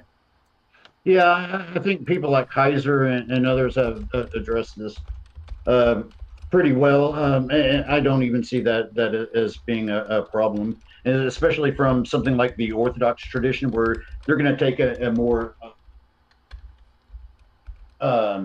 what's the word? Sort of like where it's not necessarily true. No, not epistemically. Allegorical. Sorry, it can come. They take a more allegorical interpretation into, like, the Old Testament and everything. And so what I'm saying is that according to certain renditions of the Bible and certain views, this isn't necessarily a problem for Christianity. That there may be these other spiritual claims and so forth. And so it's not really a defeater for Christian It really sounds in like general. this, and, Yeah, and and the it's- other part, it sounds like you're just, cherry picking the outlandish stuff in the Bible. That's allegorical. That can't be true. All the saints rising up and going. Well, to we the have methodologies of exegesis. but then the other Yeah. stuff, that all has to be true, and it just sounds like picking and choosing, Well, cherry picking. Yeah, I Well, it's not understand how you might arbitrary. be. Not arbitrary Yeah, at all. yeah, it's not arbitrary. And just for myself, and then I'll let Apollo share. But Yeah. just for myself, as an Orthodox, that's one of our big concerns is that you're free to interpret the Bible any kind of way, and that can lead to these contradictory claims and everything. And so that's why the Orthodox hold to holy tradition. And so what I go by is the way the church has historically interpreted those passages, and so that's going to be like through the church fathers and so on and so forth. So there's a method. It's not arbitrary from the way I interpret it, and from what I understand, it's not arbitrary from the way Apollos does either. Yeah, I take the hard line and say that there is no comparable miracle when it comes to the resurrection of Jesus. What? Yeah, I would agree. He's It's not even the only optional, yeah. person that resurrects in the Bible. No, I mean like in with regards to different religious traditions, contrasting against Christianity. Well, let's see. On the other hand, we have examples like Nero's resurrections, which happened multiple times in history, and we actually Let's bring that up. we have the evidence of them leading armies, entire resurrected Nero leading an entire army of followers that like the Romans then sent a force to quash. So A wait, rebellion led by a resurrected man. So why? And those were some more contemporary sources closer than the Gospels. So like what? Can you give me an example? You want me to get you an example of a source for Nero's resurrection? I can do that 1 second. I don't have it ready to go. Eyewitnesses, groups, to Nero's resurrection, and that they have no predisposition to the contrary. Because I'm sure you're well aware that the Roman there were politically motivated apotheosis rituals with state-sponsored cult-promoted deification. And you so don't think there's motivated reasoning for the apostles of Jesus? Oh yeah, I think there's motivated reasonings, but that it would. I think those reasonings are inherently based on truth in the sense that there's no predisposition to the contrary because their lives are being threatened every day. I disagree. I can tell you exactly the reasons to the contrary. Okay. Their entire conception of who they are and their place in the universe is all wrapped up in this idea that the person that they're following, their leader, is the Jewish Messiah who was not supposed to die. So when he died, they have to either jettison all of their beliefs about themselves and the universe and their ultimate meaning and purpose in life, and the entire when they wake up in the morning, what gives them purpose. They have to jettison all that, and the person they were following for years was not the Messiah, and they have to change all their beliefs, or they have to somehow rationalize, hey, his death must have some sort of deeper meaning. Let's interpret that. Let's figure out what all this means and preserve of our identity. So where in the cultural milieu of like Jewish expectation does it say that the Messiah must resurrect? It doesn't. They would not expect the Messiah to resurrect. I actually just got done saying that to you. Yeah. So how where's the cognitive dissonance in trying to re-jettison back to like their expectations? If there was no expectation for them to believe that Messiah. People were no longer mainstream Jews at this point. They had jettisoned their mainstream Judaism to follow a Messiah, a guy claiming to be the Messiah, right? They were now in a fragmentary cult off of the main Judaistic beliefs. Now they could go back to what they believed and just admit that they were wrong for the last years and the person that they were convinced as the Messiah wasn't. But that's really, really painful for people to have to come to grips with. So they could just preserve their nice, comfortable identity that they've established for themselves and just figure out what his death means. And they did. And that's how we have, the Christian theology today. Yeah, let me share my screen real quick. Yeah, if we have time to get around to it, there was an argument, another argument for Christianity I had based on a supreme foundation, if we want to go that route too. Okay. Yeah, I'd prefer to stick on the resurrection, but like my main point is that Okay. like you need. I think it's very implausible that even within like the diversity of Second Temple Judaism, like where does it say that the Messiah would be killed and resurrected? I mean, just like, got done telling you for the second time it doesn't. So stop asking. They had No, but- they had to but- make- but you they said- had you to imply make it. sense of what happened. but how can they make sense of something that's not within their own like cultural molecular cognitive framework? That's just- why a new religion was born. Yeah, I just explained it to you twice, dude. That's why they were no longer Jews after it, and they made up a new religion. They had to change. All right. Mm. We may be hitting a wall on this one. So what I would do is I'd say let's end the screen share for now. And if we are going to screen share again, let's give it a little bit of time and let the audience have a little break from the screen shares. I'm going to hand it over to you, Yeah. Travis. You want to take us down into some new territory. So if you don't mind, screen share for now there, Apollos. Well, and there's also the we'll fact circle that, back. Don't worry. that our side presented arguments and lines of evidence that have so far, we've dealt with some of our opponents' openings, but our openings have gone largely untouched in this discussion. Okay. Yeah, What would you like me to address? Whatever you want. Well, as far as your arguments. I listed 4 or 5 arguments. Would you want me to share my screen so you can see what they are again? If you could just tell me, I'm sure I'm aware of them. Okay, well, yeah. Like I know of them. So I had said You the can first you can one- share if you'd like. Sorry, Grayson, to cut you off, but you can. I mean, of course, yeah, it's only fair because we've had screen shares on the other side for quite a bit. So if you want to put it up for reference, Pick one of these points, and we can maybe talk about one of these or the last. I guess we did talk about the last one with the track record thing. So these are 4 points I brought up. Peterson brought up arguments in his as well. You know, one of the things we talked about. well, hold on. We're going to give the floor over to Grayson to outline his arguments, and then we'll. No, it's respond. okay. I mean, they can, if they want to respond to one of them, they can. But I think both of us touched on point number 2. I think about how these universally accessible truths, the way that they're distributed on the earth, it's not like it's not grouped together like geographically like this. Like everybody accepts that there's one sun because everybody can access that truth. And it tells us that it's supposed to be universally accessible, that God is real. So so let me just read this. So God beliefs are probabilistically determined by one's birthplace, which one would expect of cultural norms, not of universally accessible truth. So there's some different ways you want to go with this. Obviously, we want to avoid the genetic fallacy. But are you saying, because we could say that, for example, Christopher C. Knight, he has a really good work on that presents Christ as the divine logos. And so it kind of incorporates these different religious claims, like being in line with Christianity. Now, this is a bit controversial. Not everyone's going to, find this plausible. I'm just mentioning a scholar who kind of takes a different kind of route with this.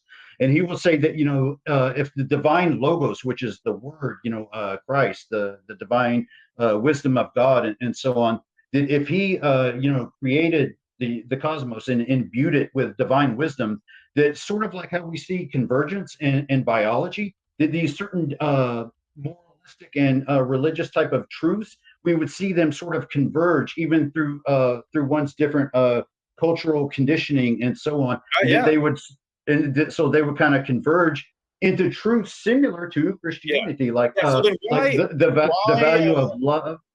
Okay, Travis, why don't we see that happening then? Why is it that 2,000 years ago this Jesus guy went over here, we got this Christian religion, and then ever since that happened, it's continued to fragment into smaller and smaller groups. We've got Mormonism spinning off that we've talked about. We've got all these spin-offs, and that happens in every single religion to the same degree. We don't see any, hey, wait a minute, this religion's behaving differently than all the other ones. Maybe it's true. Like the dynamics, the way that religions develop and change over time are the same for all of the religions. So if you were to ask me that, now Apollos may have something different, but if you were asked me that, I would say, well, that kind of highlights the value of being Eastern Orthodox, that holds to traditions that have continued unbroken since Christ and the apostles. Because in fact, and I could even bring up an argument that a foundational being of a certain nature would have some reason to want to communicate his truths to people of all times and places. And so I think that really makes sense out of something like Holy Tradition, which you see in Greek Orthodoxy and Roman Catholicism. Now, I think it favors Orthodoxy more than.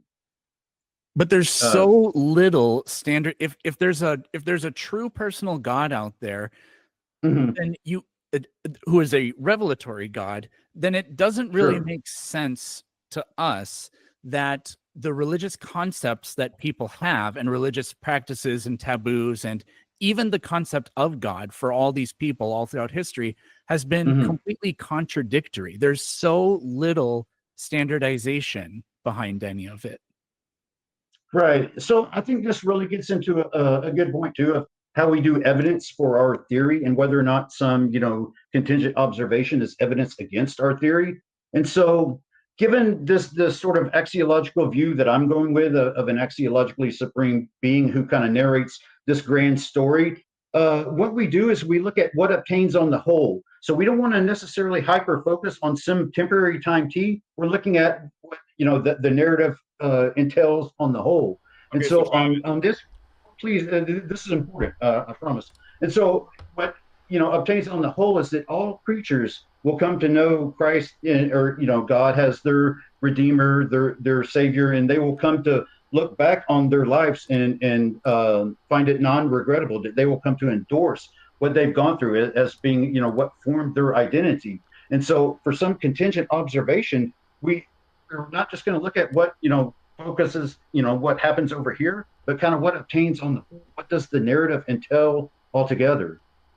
So Travis, sort of a teleological perspective. Yeah, I just have a quick question because it sounded to me like you were just saying like that you can't conceive of anything falsifying your idea of a God. Like, is there? No. You were just saying that like this evidence against the existence of your God. So I'm just curious, what evidence would go against your idea of a God, this supreme foundation? What would falsify that for you? So I think that's a good question. And so what, for me, it would be something, because I'm taking a neurological approach to ultimate reality. And so it would be something that doesn't fit in well with that narrative. So, how I talked in my opening, like these various things fit in seamlessly, into a narrative of ultimate redemption and triumph. So it would be something that really goes against the grain of an eventual redemption and triumph. So like what, though? What would that be? For example, if there was some instance of suffering that couldn't even in principle be defeated, by being defeated, I mean, ultimately, redeemed in nature. There's, if atheism provided a better explanation of reality, it would be evidence against my theory. So what I'm doing is I'm putting a supreme foundation out there as a theory. So I'm not asking you to accept it. I'm putting it out there as a theory, and I'm saying, well, hey, let's kind of look at the principles we use in the philosophy of science, and let's test this theory to see how well it explains various observations. And so that's when we could get into these theistic arguments and atheological arguments and so on. Okay, it can be possible.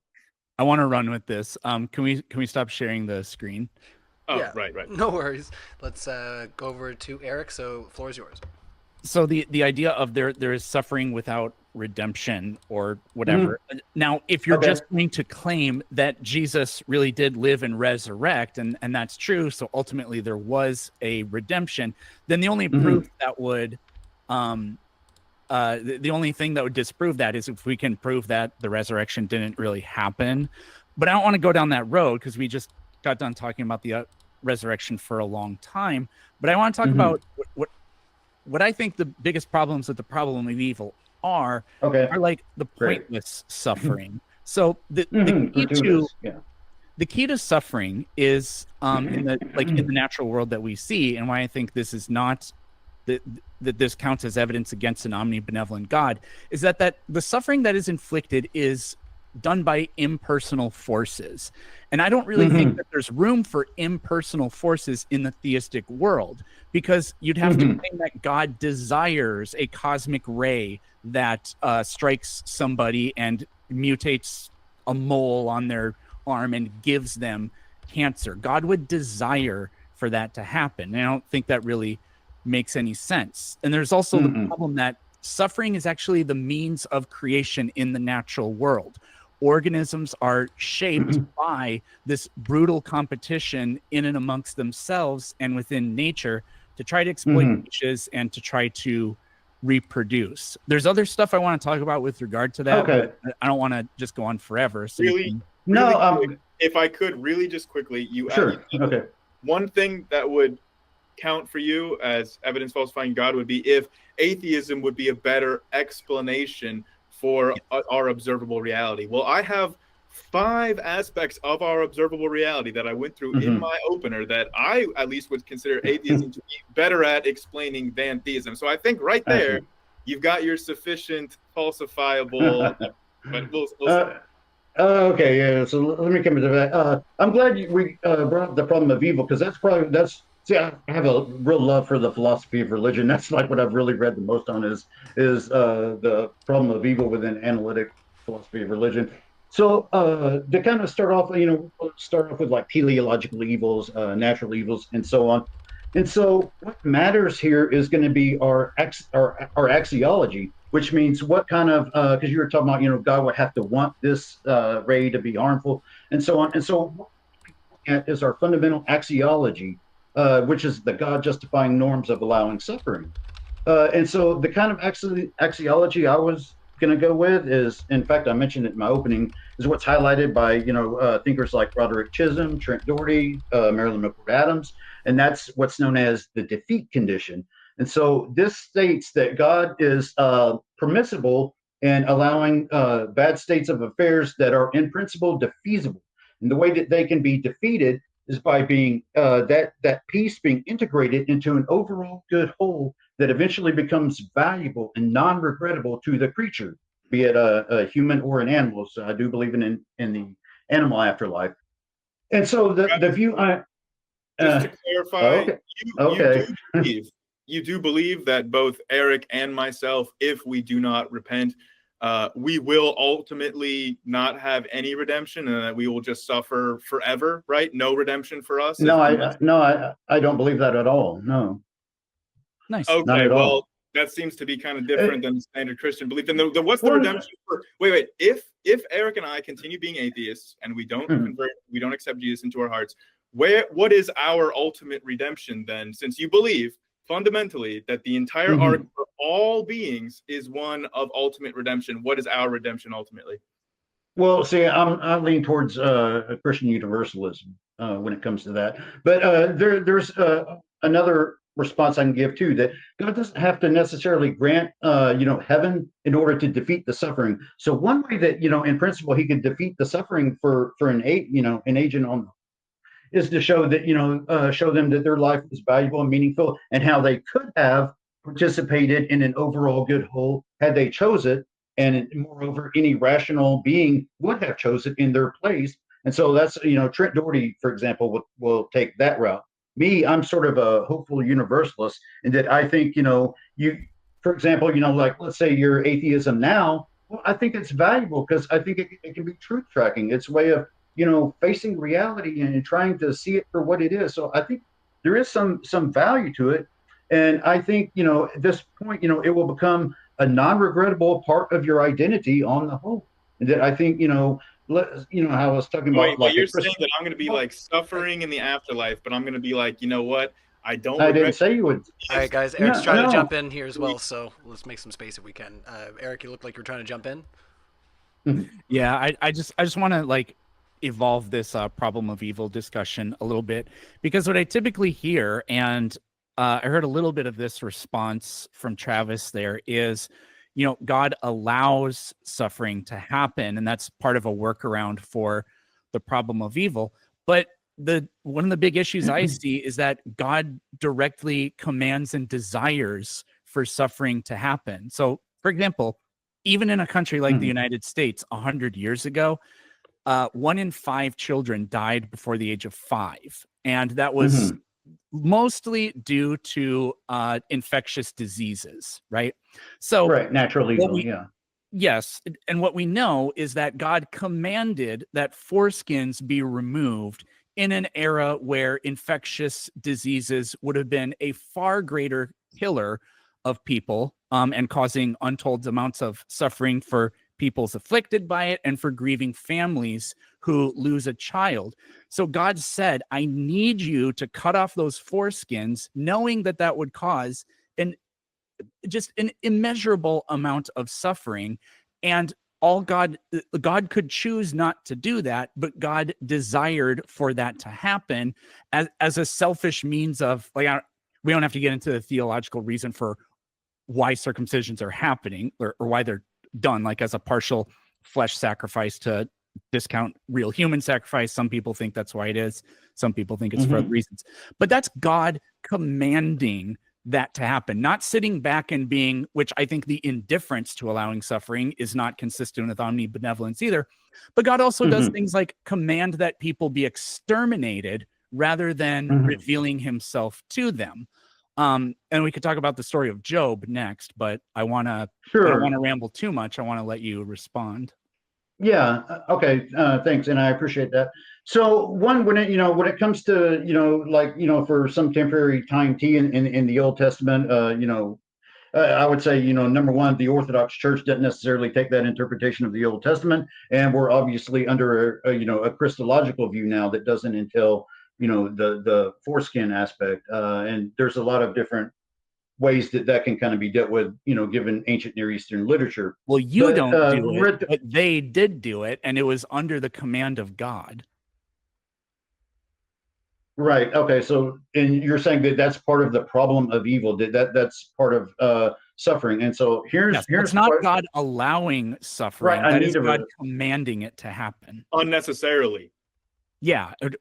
Well, you could you'd have to make the case here now that has any possible point to it other than God's selfishness, or God works in mysterious ways we don't understand. God could have just not created us with foreskins, and then all of those children that died from infectious diseases from failed circumcisions would have still been alive. So it seems pretty unnecessary to me. Okay. So, yeah, thank you. So circumcision, it was an ancient Near Eastern way of there's an ancient Near Eastern motif to this that doesn't have to be taken literal. So I don't want to get too far off into this. Okay, but let's look at what becomes evidence in terms of the problem of evil. Okay, because that's what we're really trying to decipher here. And what I'm saying is that given my axiology, in order for something to count as evidence against theism, it would have to be indefeasible.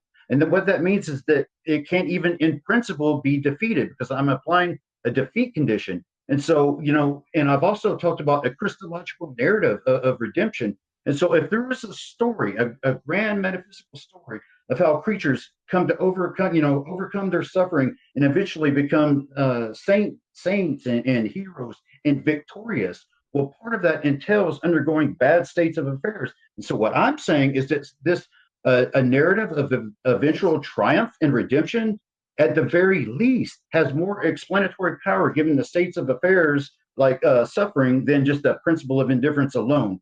Because naturalism, it doesn't entail that we will come to observe these specific states of affairs as well as a grand narrative of eventual triumph.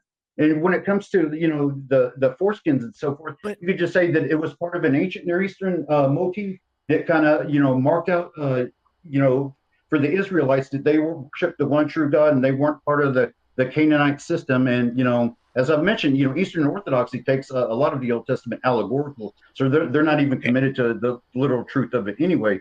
And so I think that kind of answers that. No, unless you have Travis, some follow.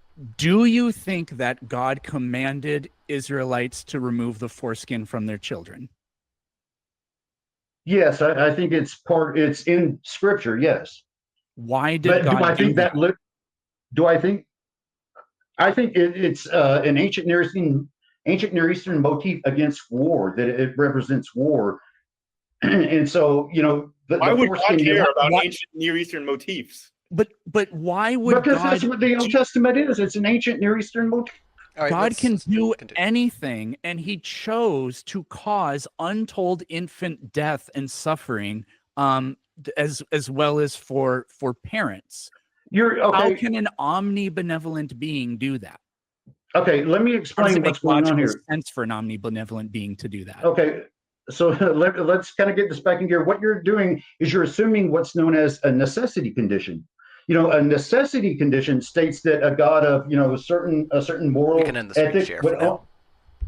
Continue. Sorry, I yeah. was just saying we'll end the Yeah. screen share. So this I is don't even important. think This it's is possible for I need to highlight the mistake that's happening here, like when it comes to the problem of evil.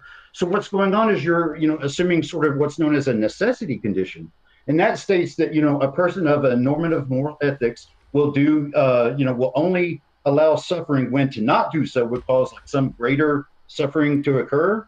And so I'm rejecting that axiology. What I'm saying, what my axiological approach is that for any evil to be evidence against theism, it would have to, in principle, be indefeasible. And so what that means is that there is no way that God could redeem that into an overall good whole. Now, if so you it is have to, unfalsifiable. let me finish. This is You But need James, to I've give just admitted it's give unfalsifiable. the argument and the evidence that there was any point to this then, and that because you're shifting the burden of proof onto us. You're saying, no. well, Well, you didn't even let me can't give me finish. Okay, Travis, you have been talking, but and I've heard the exact same inordinate- thing like 3 times in a row. Is all. I'm and trying also, to be sorry. fair here, but it's also a little frustrating.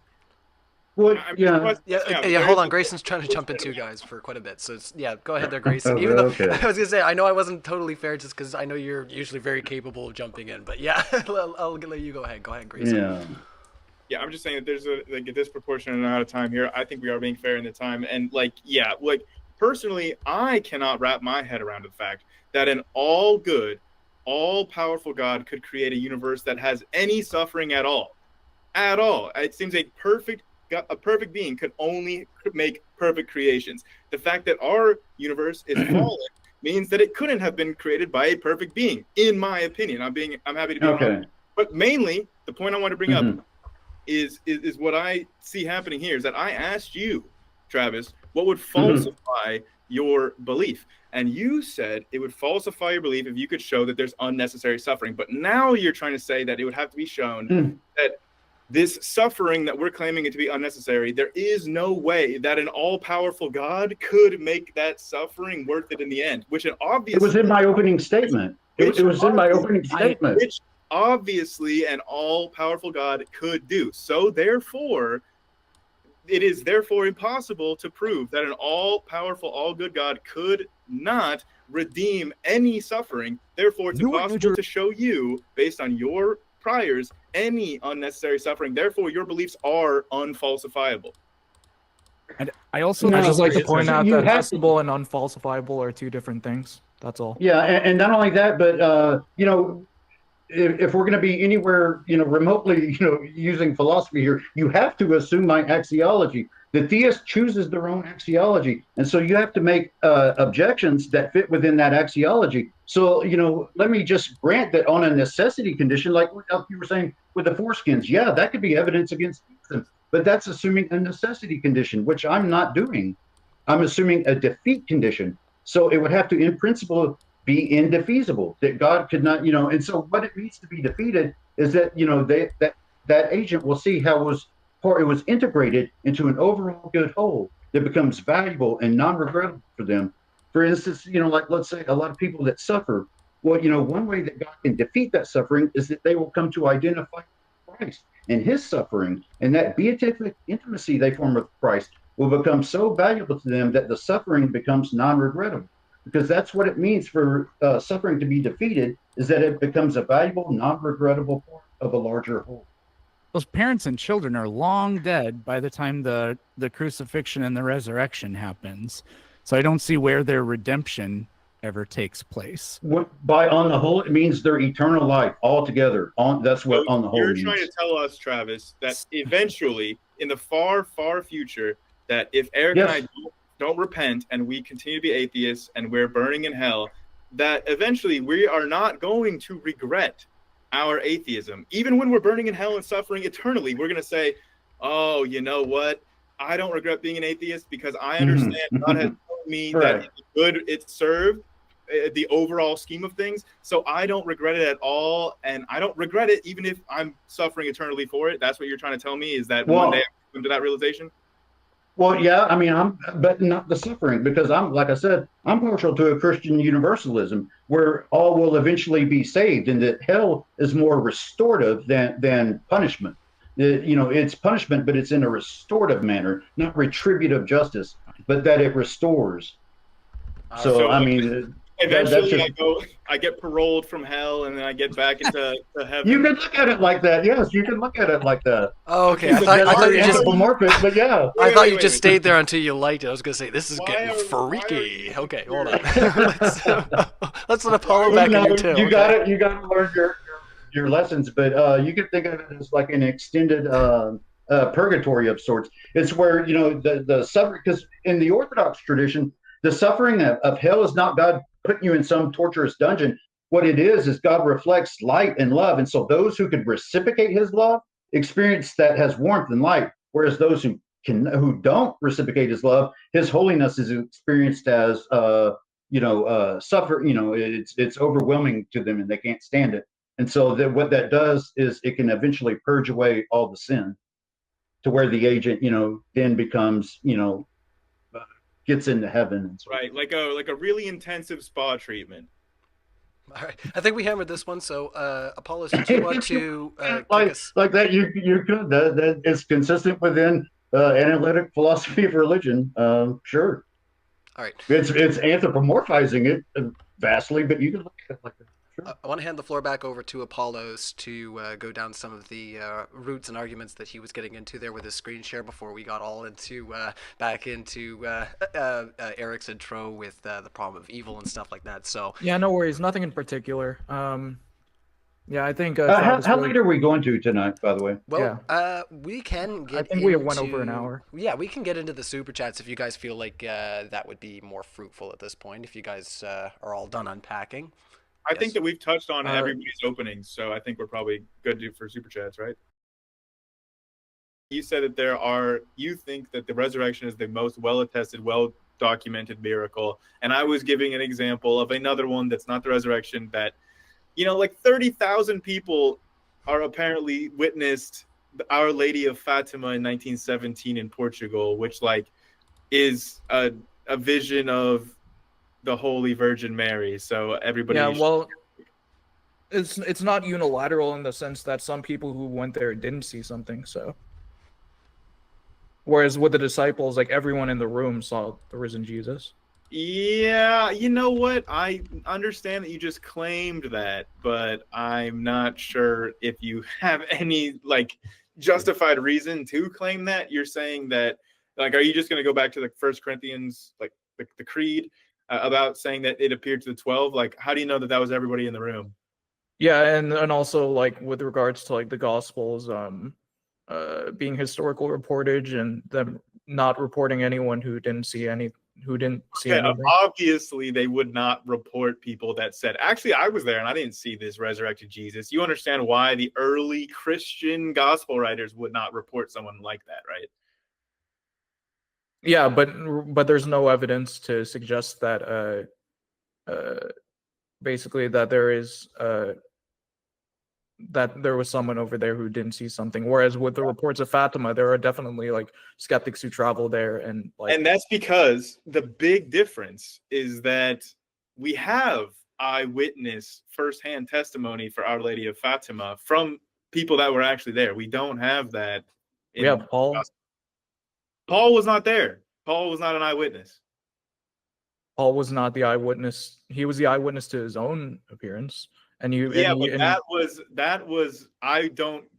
is so clearly a visual appearance. There's no physicality to that resurrection. I mean, it almost doesn't make sense that would be what Paul said was a physically resurrected Jesus based on the account that Paul gives. It's clearly a vision. What in Paul's letters does it indicate that he has a vision? When he's describing the appearance on the road, but that would be Luke, right? Huh? That would be Luke Acts. When he's on the road to Damascus, and he doesn't narrate his own conversion story in his own letters. It's recorded in Luke Acts. Okay, fair enough. The point is, and still remains, that none of what Paul is describing that he is an eyewitness to infers any sort of physical resurrection, right? Like, Well, not on that alone, but you have the polymodal experiences of the apostles, and yeah, the thing with that specifically is that as we look at the Gospels and like the early Christian writings, we see a development over time. Like the very first Christian writings, Paul's writings, barely mention a resurrection at all. Basically, all you got is that Corinthian creed and like making appearances and stuff. Like they don't give us many details. Then Mark, it's hard to argue that for Mark because I don't. Let me just sketch this out because Yeah. then Mark comes out. He's the next one, and he introduces the empty tomb that Paul never brings up. But then the post-resurrection appearances are really, really minimal in Mark. And then as you go on through the later Gospels, you see more and more physical. Like later on in the rest of the Synoptic Gospels, Jesus eats a fish, showing he's physically there. And then later on in the last one that's written, you have like a doubting Thomas, and you've got like literally somebody that's playing the role of a skeptic, and you can actually see them develop over time. Chronologically, they become more and more elaborated, which shows me, which is evidence to me, that they're not accurately reciting history, and that they're actually, show like the fact that they develop over time and become more and more like bringing up like frequently asked questions that you might get from skeptics shows me that these things are clearly for the point of convincing others that this happened and not for an accurate retelling of history.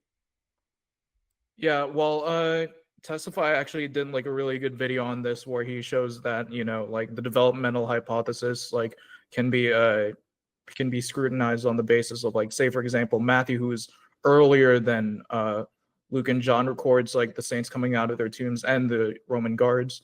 With regards to Mark, like I'd say that Mark was unfinished, as opposed to like he didn't intend to include an empty tomb. So there's that. As for John, like that's just like there's no. I mean, okay, you can say that Mark was unfinished, but it doesn't. no, I mean. Text. It doesn't imply that no other Gospels of Well, the Bible. yeah. Well, actually, it's actually frequently held position in scholarship because the preposition it ends with is not something that Greek writers like ended with in a sentence at the time. Yes, I understand that the word that it ends on is not typical for the ending of Greek texts. Sure, no texts ever end with atypical words, but okay, I can get that like argument. And so it implies that Mark would have wanted to continue. Argument at the very least. The main thing that I think is weird is that none of the other Gospels mention that at all, even though they all clearly know about Mark because they're quoting Mark directly, but none of them in the part where they start going beyond that, none of them ever mentioned that it was incomplete. So then you're having to say that they had a complete version and then it was just lost to time. And then that just seems really, really weird. I don't know. I don't think that it really holds up the more questions and the more scrutiny you apply to it. Yeah, and then I was just going to say, with regards to John, I still have to study it more. It seems just to be based off of conjecture of the fact that it has a high Christology, but I also see a high Christology in the Synoptics. So, I mean, I do think that that is a much more consensus opinion that the Gospel of John has like the most developed Christian theology or the highest Christology of all the different Gospels. I think that is a fairly mainstream and commonly held position among both atheist and Christian Bible scholars. I forgot the main point we were talking about now. Well, I was just bringing up other miracles that I would consider to be, more well documented than the resurrection, but like you don't believe in those miracles is what I was bringing up, basically. Yeah. So like for the hallucination hypothesis, like I'll just put this up since we're still live, I guess. Like group appearances are by like they don't fit into the hallucination category by definition of what the hallucination category stands for. I've witnessed group hallucinations in person. So yeah, well, there's a distinguishment that psychologists make between illusions and mass hysteria. So those can be frequently in groups, but even the case, that's not what the sources indicate. So, well, they indicate that they physically saw Jesus. I went to a faith healing because Yeah, faith healings. So yeah, that's another wait, thing, right? Let me just walk through this because this was a Yeah. group hallucination that I personally witnessed in my actual life. I went to a faith healing. The guy mentioned like, oh, like you like see, I can see the presence of God moving as a fire through the crowd or something. And then like people around me, like I was hearing them be like, oh Lord, I see it. You know, like they're freaking out because they're claiming, like multiple people around me are claiming that they are seeing fire moving through the crowd. Like that is a group hallucination induced by a highly charismatic religious figure. So I see this as being exactly analogous to the kinds of, oh, he first appeared to Peter, then to the 12. Oh, so Peter has a hallucination. And then as a charismatic religious figure who's now leading Jesus' followers after Jesus' unexpected death, he primes the rest of the apostles to then see what he saw in much the same way that the followers of the faith healer that I saw were primed to see fire as a group. That's a group hallucination. I mean, it's not like this is outlandish or impossible. A lot of things over there. With regards to the mode of perception for your faith healing, I mean, like not only are faith healings like the low class miracles that can be easily explained by like spontaneous remediation and stuff, but the mode of perception is not objective as opposed to because you yourself say that like their use of the word sight is not like your typical like, you know, physical sight, but something more metaphorical, like, oh, I see the presence of God or something like that. Yeah, but there are people, like people in cults that like, or just people in general, like people experiencing post-bereavement grief do report seeing actual, like with their eyes, hallucinations, or they smell their loved ones, or like they I saw. So for context, like a lot of like the information I got over here like was actually in response to your video that you put up. I actually watched that. So yeah, the vast majority of those like post-bereavement hallucinations are not they're not polymodal and they're not in group settings. People are, a lot of them, like I said, like they disavow their hallucinations after the fact. That's not to say that people don't continue on with their lives, but that's usually indicative of something like psychosomatic symptoms. So here's one thing that and it's really strange that it's for Jesus' resurrection, it just stops after 40 days if it in fact was a psychosomatic, you know, condition. Yeah, I don't think that's weird because obviously these things are colored by like our beliefs, and it doesn't obviously today if you think that you saw a loved one, most people are going to say, yeah, that was probably just not real. But you know, thousands of years ago when people actually really did believe all this crap, I mean, people thought that there are sea monsters and things, like all kinds of outlandish supernatural events happen all the time back then. Those people, I don't think would be like, no, I was probably just seeing things and like that, you know, versus a modern population. A population in the Iron Age is probably going to actually believe the veracity of their hallucinations, or at least tend to, much more than a modern population. And then also I will say that like the only one that necessarily had to have had a post-bereavement grief-induced hallucination would be Peter, and then he would just have to prime the rest to think that they're also having a hallucination. It doesn't have to be a grief hallucination for the rest. Like I said, I have seen this myself with religious leaders priming their followers to see things that aren't there. And like, I don't know what they're seeing because I've never seen anything that's not real like that. But those people at that time were saying that they're seeing the fire move through the crowd. Like they're seeing this. So I don't know. Yeah, it's kind of hard to like adjudicate when it comes to like I mean, like you yourself are a naturalist, so like under your view that the ancients would have understood that dead people generally stay dead, and so like it's kind of like conflicting with the idea that I mean, that is not at all true because those people had seen, according to your worldview at least, they all thought that Lazarus rose from the dead. So none of those people thought that it's impossible that resurrections could happen. So all those people thought, like, or at least the people in question, the followers of Christ, were all primed that, hey, death's not the final ending. All of them have supposedly seen somebody resurrected before. So yeah, so what I guess like what would be exactly your model of like how they were primed? And I was trying to get at this like you said earlier that they started off a new religion in response to me saying that, oh, there's no mechanism by which they would do the cognitive dissonance because there's no expectation of a resurrection. So like where did that come from? the expectation is that the man that they had been following was the Messiah, right? That is what they expected. That's what they believed. Yeah, and so for that was what their expectation was. But the Messiah did not involve being crucified by the authorities. So they either had to change their belief, their expectation that Jesus was the Messiah, or they had to figure out some way to rationalize his death in the framework where he is the Messiah, which is what they had to do. Yeah, and then I guess my question is, why did they rationalize it in the sense of like a physical resurrection over something like, oh, he was risen to the bosom of Abraham, or like he was vindicated by God?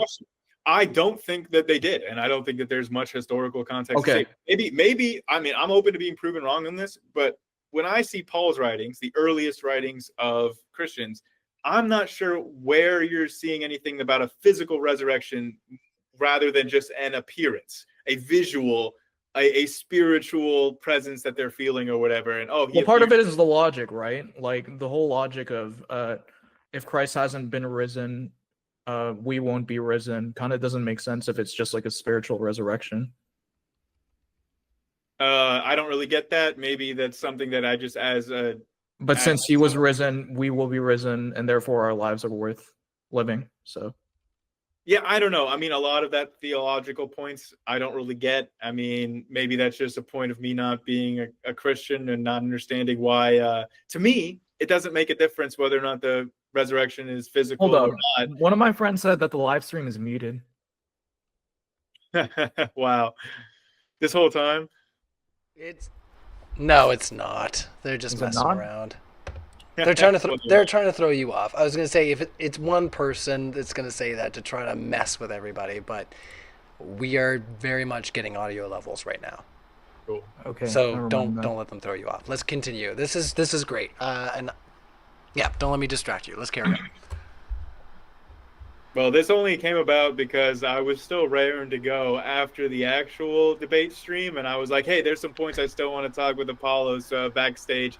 And then Ryan just decided it'd be fun to stream that. So, Apollos, do you remember what point? I mean, I was. No. I was going to come back and talk to the audience, but let's keep on going. I mean, you guys obviously have more you want to unpack, and you've got all kinds of conversation to have. Yeah. And the audience just let me know they're Apollos. We're not muted; they can hear us. So, cool. Yeah, this is great. Sweet. Okay. I was just talking about how Christianity could have come about makes sense to me from a naturalistic perspective without saying like, hey, like this isn't adding up if this Christ guy didn't actually die and resurrect. I think it all adds up from my perspective naturalistically. Gotcha. I'm not sure because that was kind of the reliable historicity of the Gospels was one of your main arguments for Christian God tonight. So I'm not sure if you wanted to keep going on that or not. But yeah, I was just trying to find the slides that I had with regards to like what is the earliest verse or text that you would consider to be indicative of a physical resurrection, not just like a visual or an appearance visual? So Paul uses the word anastasis, which with its correlates does not have any precedence when referring to like a spiritual resurrection. I'm trying to find where I say that correlates. And for those of us that are not fluent in Greek, is anastasis does that mean a resurrection or? Yeah, it does. Okay. And does that word, like you're saying that Paul would not have used that word for a non-physical resurrection? Why is that? Because that's not how the ancients used it. I'm trying to find the slides here. Like what word would Paul have used instead? Like I described some of it, like raised to the bosom of Abraham or vindicated by God or so on and so forth. What about Abraham's bosom? What? Yeah, so the idea is that the Old Testament saints were still perceived to be in the afterlife, but it was not like physical here on earth. So, oh, you mean like Abraham still has a body in the afterlife or something? He's still living in the afterlife, but it's more of like a spiritual afterlife. Okay. So I don't know. I mean, so because he uses the word resurrection, that is supposed to imply that it was a physical resurrection rather than just like a spiritual resurrection. Oh, there we go. But yeah, I don't know. I mean, it doesn't seem like very strong reasoning to me. Maybe that's because I'm not a textual scholar and I don't know about the use of the word anastasis, but it kind of seems like I don't see why Paul couldn't have just used that word to describe a non-physical resurrection. Well, I mean, like, I guess he could have, but you'd have to argue, like, from the context of Paul's letters that he's referring to. I mean, people can use words for anything, but you just have But to. like, I mean, what word do you think that he would have used instead? Like to me, resurrection could be either physical or spiritual. It doesn't necessitate or imply one versus the other, right? Or For the ancients, it does. there it is. Anastasis is the root word for resurrection. Was not in use elsewhere in the ancient world as a description of a non-bodily life after death. Well, yeah, and also same thing with burial. Same thing with burial. That's a non-bodily life after death. I wouldn't describe a resurrection if I went somewhere else, but like if a dead body came back and looked real, like I might describe that as a resurrection, even if it's just like, oh, it's just a shiny little light body or whatever. Like, I don't know. I don't think that this is necessarily as strong of a case. Two things over there. One was my additional point that thopto, the word burial. Actually, no, that's irrelevant to the point at hand. With regards to the use of the word anastasis. Yeah, and then the source I use for that is NT Wright. But I don't know. I mean, I can't. Personally, like, I'm not even seeing that there's reason to believe the Gospels when they describe an empty tomb. So maybe. That's part of it too. Like, if the resurrection was indicative to, or are you only talking about Paul's letters? No, I'm talking about the whole New Testament. I don't see why. Okay, yeah. Well, I mean, if the resurrection body was spiritual, then why was there an empty tomb? Yeah, that's according to the Gospels. My point was in saying that I don't really see much of a reason why I should accept the Bible's claim about there being an empty tomb in the first place. That was what my point was. So, like, if I'm not even on board with there being an empty tomb, I'm not sure that it's going to be a great argument that the existence of the empty tomb somehow demonstrates the resurrection if we can't even demonstrate that there ever was an empty tomb. Yeah. And then I gave like my whole arguments for like why there probably was an empty tomb. But yeah, like it's kind of getting late. You guys want to hop off? Well, I'm still good to go if you're okay to keep going through the arguments. Like you said, you didn't get to go through. I'm having fun. I'm enjoying the conversation, and you guys are just, you guys got a really nice flow about you. Dude, it's just like my IQ is like dropping by the hour. Like, I'm getting really tired. Well, yeah, no, I don't want to keep you longer than you need to be, but it's up to you. If you have any more that you want to unpack, the audience right now is voted at 79 to 21%. 79 want us to, well, I should just say 80% want us to continue. It's up to you if you want to like present this last one, but then we'll just wrap it up. But you just let me know. I don't want to, like I say, drag it out too long. But boys, I'm enjoying you guys having this back and forth. I really will admit. Yeah, for sure. We could talk about evidence. It's not an independent thing.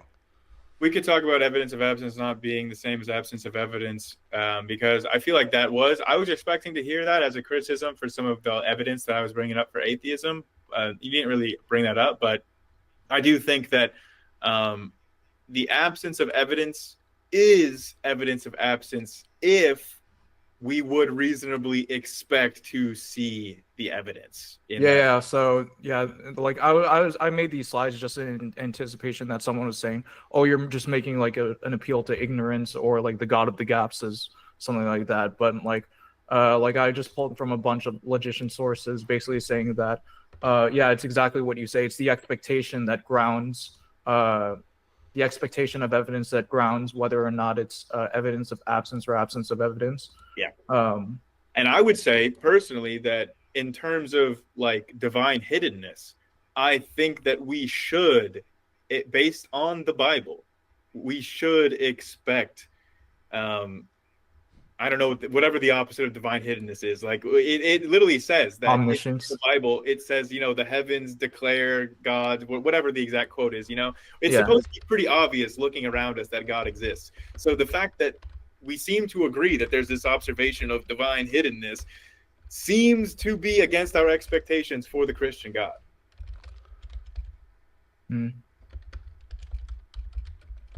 Sorry, I know it's getting late. Maybe it's Yeah, no worries.